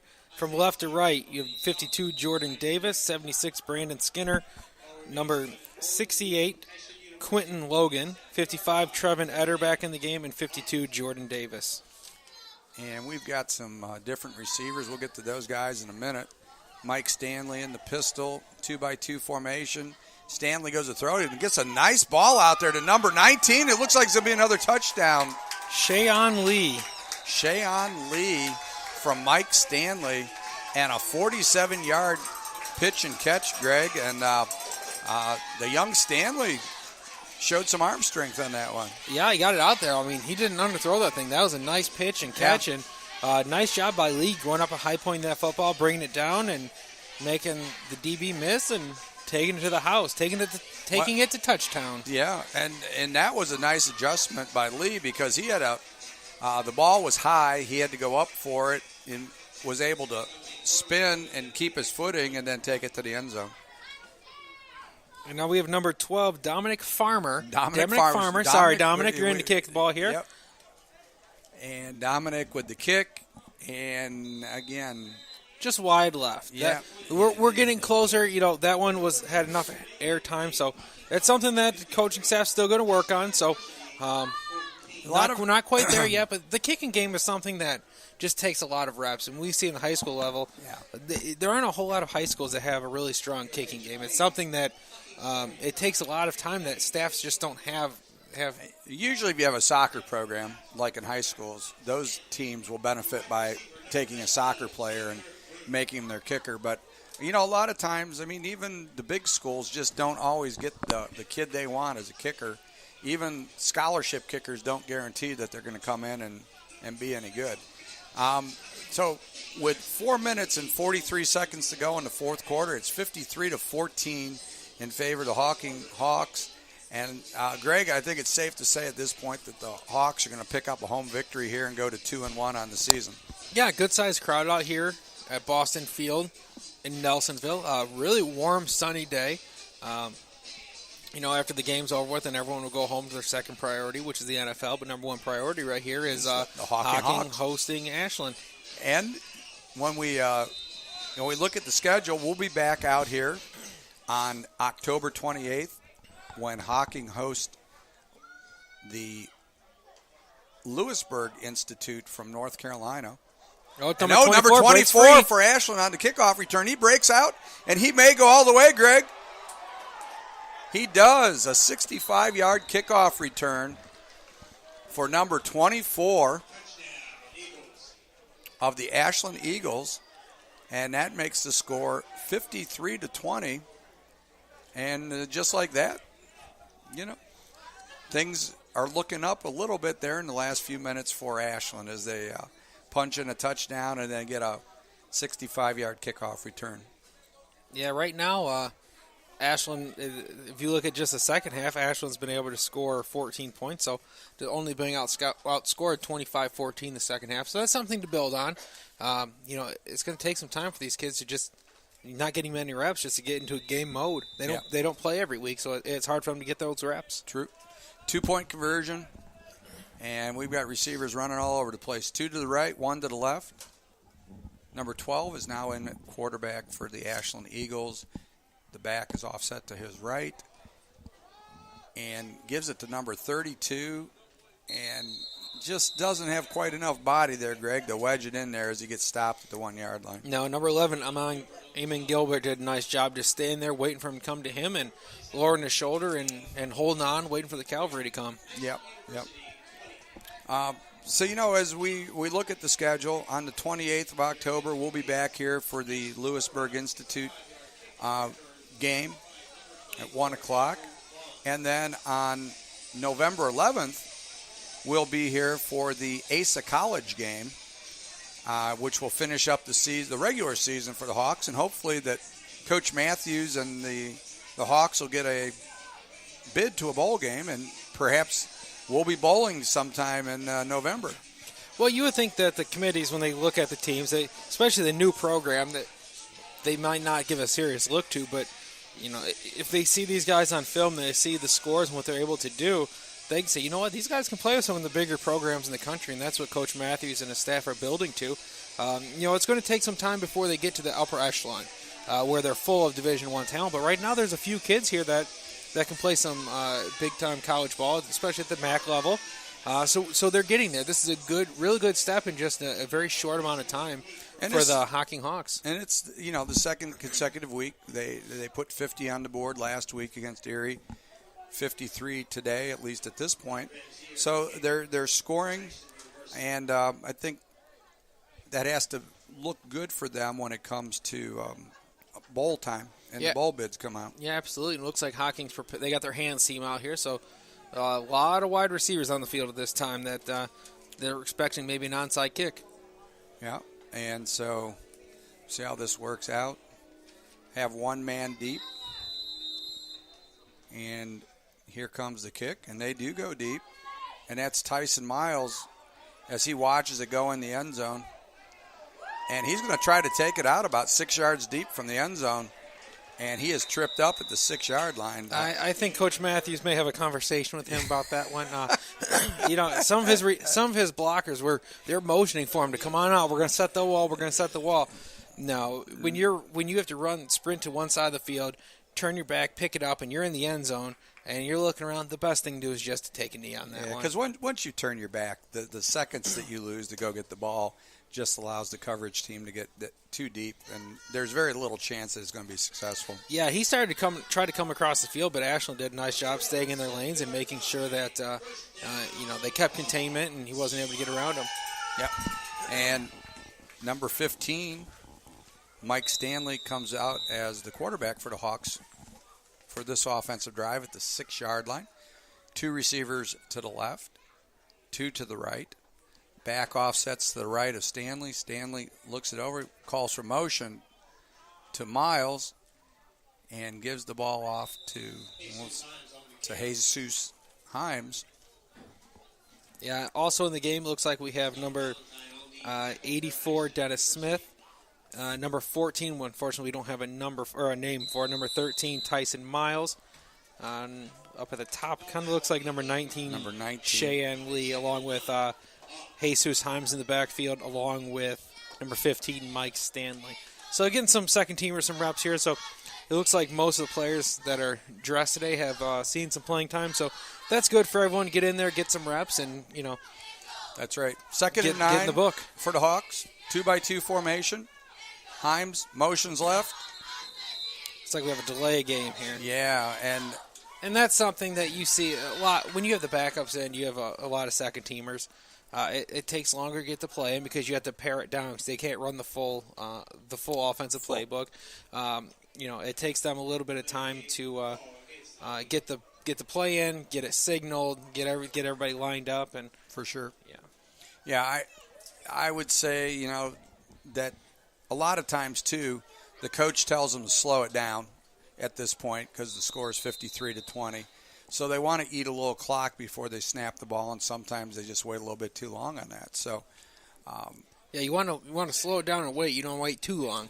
Yeah, right. because once that clock goes, there's not much. We're about 2.5 minutes left here in the game. We got 53-20 advantage for the Hocking Hawks. Second and 13, Hawks in pistol, and they get play action fake out to Dennis Smith, and Smith is running back, and he may get all the way over to the right sideline again, Greg.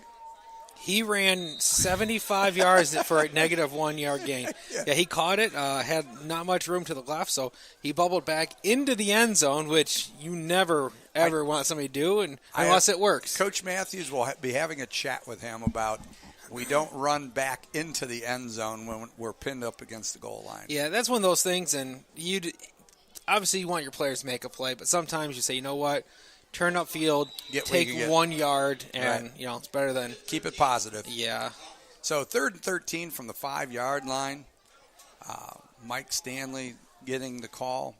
We have 81 tight end Kayvon Gardner in the game. And it is 1:33 to go in the game. Stanley in the pistol, 2-by-2 formation for the Hawks. Stanley drops and gets the ball out to number 81. Gardner with a catch, and number 31, nice hit. For little or no gain. Yeah.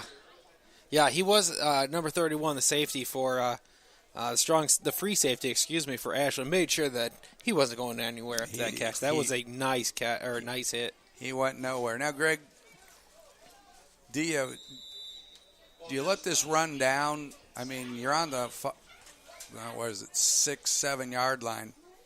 Do you let it run down, take the penalty, or do you try to get the kick off right before the time runs out? It looks like they're going to try to just get the kick off. And I think let's just go for it, and that's what they do here. And we've got a roughing the punter there. And number 24 with about a 6-yard return for the Eagles. Yeah, number 87, Carter Mangle, nice job on the tackle. Kind of looks like if it's anything, might be running into because they kind of fell over top of him. And running into the kicker, and I will see what happens here as they sort this all out with 27 seconds to go. They gave a personal foul roughing. I think it was 3 guys kind of hit him. I think there was a little acting involved with it too. I think it was a very when you got the leg back there, the leg gets since he's wiry, he gets a little acting job. Yeah, he's a drama major and looking for an Oscar on that performance. So as they all get it sorted out down there, Greg, it was great to be with you again tonight. It'll be a couple weeks before we get back together. When we travel to Canton here in a few weeks in the Hall of Fame Stadium. Yeah, it looks like Hocking declined it, which they're going to let Ashland get another offensive player or two. So, I can appreciate that. Yeah. And Ashland may get 2 shots at it here. I mean, 27 seconds left with a running clock. Yeah. The big question is, do you get lined up and down? And he may just take a knee, too, here. Yeah, they're double tight I formation. It doesn't look like they're going to try to throw it down to the end zone here. So, appears that we have a little issue with the chains. And we've had issues with chains all day. Now the chains are stretching the wrong way. I don't know where they're going. They're going the wrong way, guys. Play action fake. Oh, big hit. Number 96. 96 for the Hawks. Jordan Nickerson just came untouched and just put a big hit on the quarterback. And the chain crew, we're having all kinds of issues here. Yeah, they are. Don't know if they packed it in. They don't know if they're coming or going. And that was the last play of the game as time will run out. And so today's game ends with the Hocking Hawks picking up their second victory of the year, 53-20. Yeah, and so excellent game here. Talked to the statistician here for the Hocking Hawks, and he's going to do his best to get us some stats here in a couple minutes. Yeah, before we can. So, Bill, what is your biggest takeaway from today? We saw obviously a 53-20 victory for Hocking College. Did an excellent job of both offense, defense. Some struggles in the kicking game, but overall, what do you think Coach Matthews is going to take away, and what do you take away your first time seeing the Hawks? Well, for the first time seeing them and just looking at stats, I would say that they had some issues running the football. They didn't have a lot of rushing yardage. I think Coach Matthews has to be happy coming out of this game. It appears that they were able to run the ball effectively. Antoine Allen had a nice game for the Hawks, and I think he's got to be pleased with the fact that the running game is developing. Yeah, I would say so too. You can tell that's what they came out to do the first drive. They really wanted to establish the run. Only threw 2 passes on that 8 or 9 play drive, and that's something they want to build off of. Clearly, the passing game is their strength. You have a really good quarterback. You have some very talented receivers that I would venture to say are going to get some looks by MAC school. So, sure, yeah, definitely. I think in order to be on the same page as the top level JUCO schools, you got to get that running game going. And Mikhail Clark, obviously we didn't see him the first 2 games, but it appears in his third game he's starting to get into that comfort zone with, especially with Preston Smith and Kevin Greenhow, the big, tall, wide receivers on the outside. Those 2 are hard to stop, and Clark was able to hook up with them several times today, and I think that's got to be it's going to be tough for any of the opponents that they play to be able to contain those guys. And if they commit to containing them, I think you're going to see the Hawks running game continue to progress. Yeah, I would say so. And looking at the first half stats, going over it, you had Clark with 3 touchdowns and about 265 yards passing. So I think he had about 5 passing touchdowns and almost 400 yards. So anytime you can do that, and especially 3 quarters of play, that's a pretty good day at the office, and that's definitely something to build on. Yeah, I would say that the defense I was impressed by the pressure they were able to get on. They've got the 2 big space eaters in the middle. Vanden Vixakta was effective as he has been in all the games this year.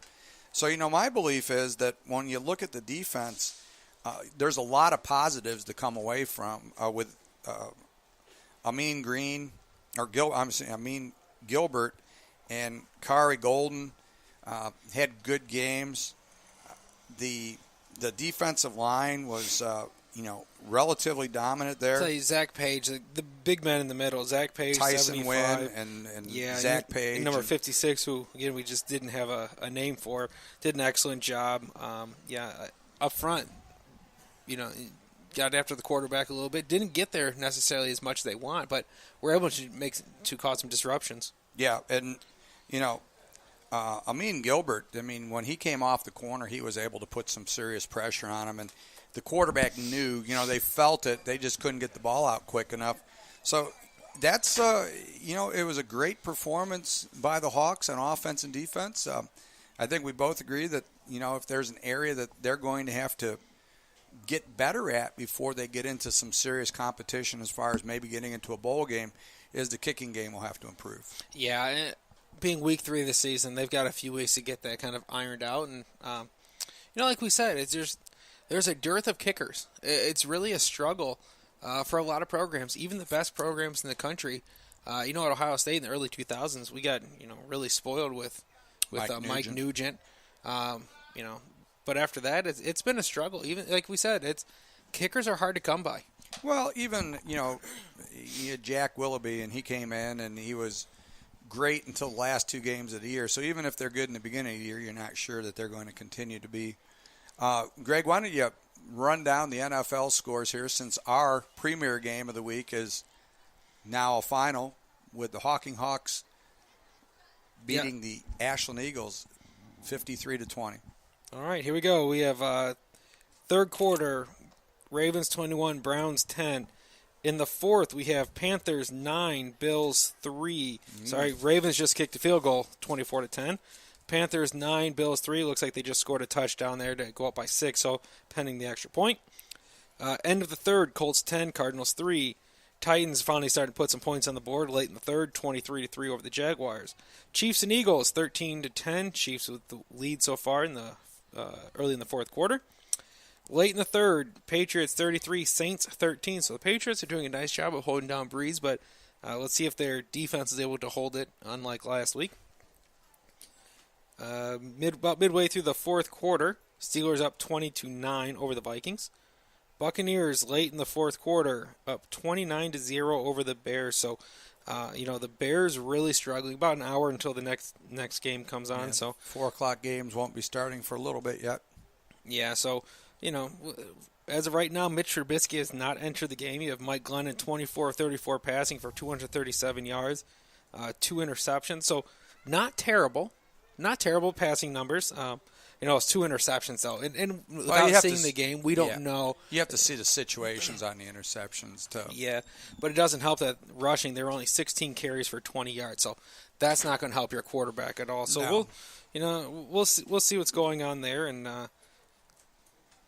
well, I think they were, if you look at it from that, just the raw statistics, you'd have to believe that they were forcing the Bears to beat them by pass. Yeah, I believe you're right on that. They came in, filled the box, and said, "Okay, if you're going to beat us, one of your quarterbacks is going to have to beat us." Yeah. So, and looking at the Browns, statistics here, I don't know if Kaiser got hurt or what's going on, because Kaiser's 8 of 15, Hogan 5-11 for 118 yards, 1 touchdown, 1 interception. So, something he may have gone down with an injury in that game. So, don't know anything on that game right now, but if your backup quarterback's in that much, it says here we go. Deshaun Kaiser's migraine has cleared, and he is eligible to return per press box announcement. Kaiser was on the sidelines for that third quarter field goal drive, guided by Kevin Hogan, who has scored 10 points and thrown 1 interception. So apparently it's a migraine. It doesn't seem like it's from any kind of contact. It's just, medical condition. If any of you out there has had a migraine headache, you really can't function. Try to dissect an NFL defense. It's just not going to happen. Oh, he'll get dissected, all right. Yeah, so, and Cody Kessler was inactive today, so which led to Kevin Hogan coming in. That's exciting for the Browns fans. I would say that Cleveland will probably before long, be looking to pick up another veteran quarterback. And so Colin Kaepernick, who's been eating peanuts there on the sideline. Yeah. and in front of his TV. Yeah, yeah, the water boy. We've with Colin Kaepernick, if he's willing to come back, which I believe he would be, because I'm sure he wants. He wants that paycheck. Yeah, absolutely, and he wants to come in and prove that 1 year wasn't a fluke, that he's still an NFL quarterback. So this is a franchise where he can possibly come in, and and my take has always been, if he can help my franchise win, I want him on my team, whether all the other things put aside. So the Browns are in a market for a veteran quarterback that's willing to come in and possibly just be a backup and take backup money. That remains to be seen. I would say in Cleveland's situation, even if you're a backup and you come in, if you come in with the idea that you can be the starter, that doesn't mean you can't be the starter there. So, if Kaepernick has any skills left and is able to show that he can play, I think that Cleveland would jump on the guy that gives them the best chance to win, regardless of who that is. Absolutely. So, looks like I don't believe we're going to be getting any final game stats here. So. I will say have Rick check. Rick, could you ask them if they've got any final game stats? We at least give. Well, let's talk. Okay, perfect. We have been picking players of the games, which will be kind of tough for the Ashland team since we don't have any names on them except for the quarterback Ryan Clark. But I would say that Ryan Clark might have been the best player out there for Ashland today. I think so, even though his completion percentage probably wasn't that high. Had a lot of drops. There were quite a few drops. He made some nice throws under a lot of duress because, like we said, that the front seven, especially the front four from Hocking, did a really nice job getting pressure on him. So, I think Clark did a really good job, maintaining his focus and standing in that pocket, because as a quarterback, when you see that guy coming and you know there's nothing you can do but you have to stand there and wait, that's a tough task. Yeah. And then, on the Hocking side, I mean, it could be there's so many that you could go with on the Hawks side.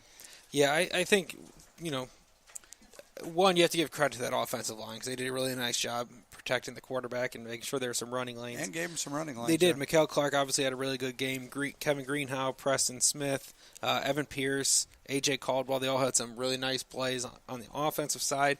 On defense, Tyreek Thompson had had quite a few tackles. Reggie Remy was able to get after the quarterback. Zach Page is not going to show up in the stat line for very, very much, but big number 75. Had a nice game. Had a really good game up front, always occupying two offensive linemen. And did get a fumble recovery. So there are a lot in the secondary. The secondary did a really nice job. But I think overall, in the game of football today, your team's success begins and ends with the quarterback. Right. And if your quarterback is successful, you're going to be successful. And today, Mikael Clark had a tremendous game. Yeah. Over around 400 yards passing. We'll get the total numbers here shortly, but about 400 yards passing, 4 or 5 touchdowns. So yeah, I think it's safe to say that. So we'll say the quarterbacks were the players of the game. That pains me to say that as an offensive lineman, but I think it's safe to say they both. That yellow jacket is going to pain you in a second. Yeah, he disagrees with our pick also. I would say so.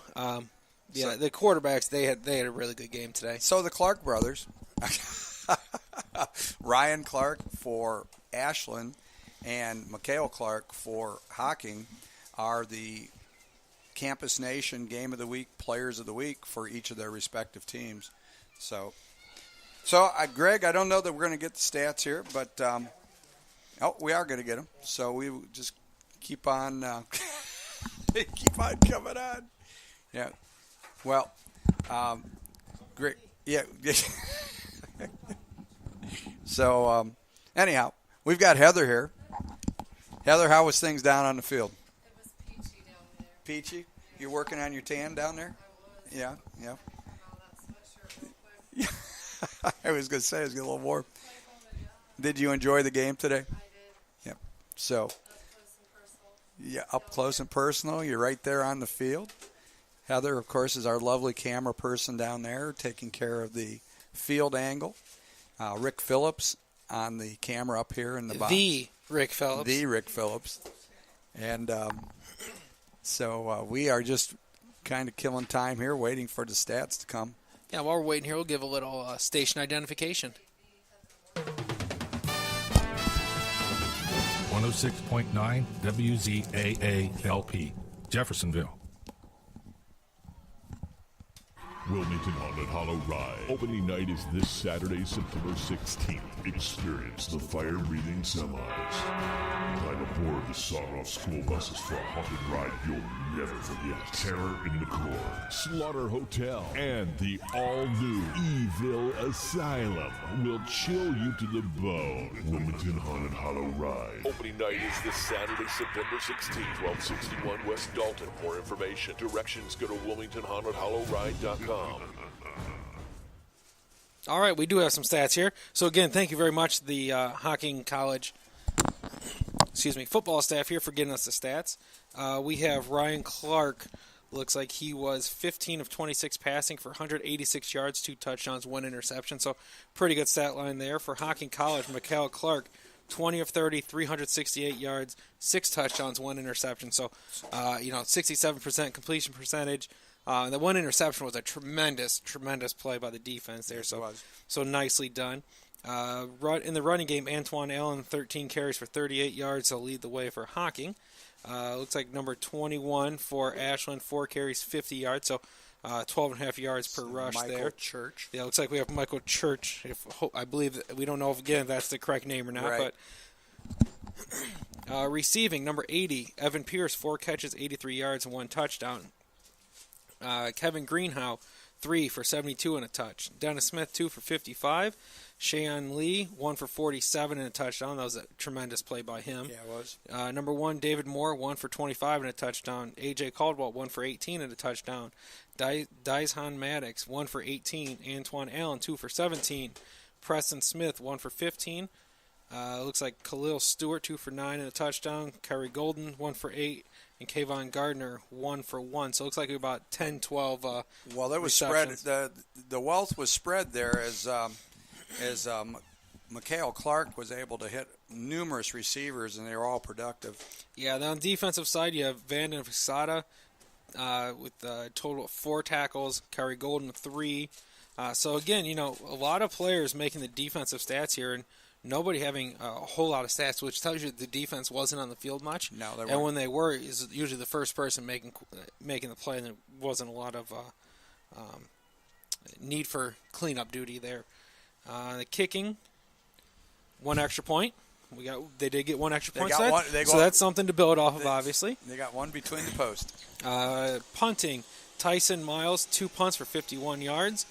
Devontae Shoemake, 1 for 36 yards, 1 inside the 20. That was a beautiful punt. Punt returns, Evan Pierce, 2 for 35. Antoine Allen, 1 for 3. David Moore, 2 kick returns for 66 yards. Kevin Greenhow, 1 for 6. Antoine Allen, 1 for no return. So then let's get the final total stats here. The team stats. Total offense, Ashland University, 272 yards on 49 plays for 5.6 average. Hocking College Hawks, 471 yards on 61 plays, so 7.7 yards per play. Passing, 191 for Ashland, 368 for Hocking. Rushing, we have 103 yards rushing on 31 carries for Hocking, and 81 on 20 yards for Ashland. Penalties, 1 for 15 yards against Ashland, 5 for 35 against Hocking. So, and the big key here, one big thing we noticed was 3 turnovers for Ashland, only 1 for Hocking. So anytime you can come up +2 in the turnover battle, you're going to be pretty successful there. So it looks like time of possession, almost 30 minutes for Hocking. So it looks like 29 minutes, 50 seconds. So overall, they just pretty much dominated this game from start to finish. And so, you look at it, and again, everybody contributed here. The defense, as you say, there wasn't a lot of tackles for one person, but everybody had a hand in it between the turnovers, the sacks, the pressures. So overall, congratulations to Coach Matthews and the Hawks. Looking good here for the future, and hopefully a bowl bid down towards the end of the year. So for Rick Phillips, Heather Morgan on the camera and on the board, my partner Greg Henning, I'm Bill the Razor Rayback, and you've been listening to the Game of the Week here on Campus Nation and WZAA 106.9 FM LP in Jeffersonville, Ohio. Have a great afternoon, everyone. Good night.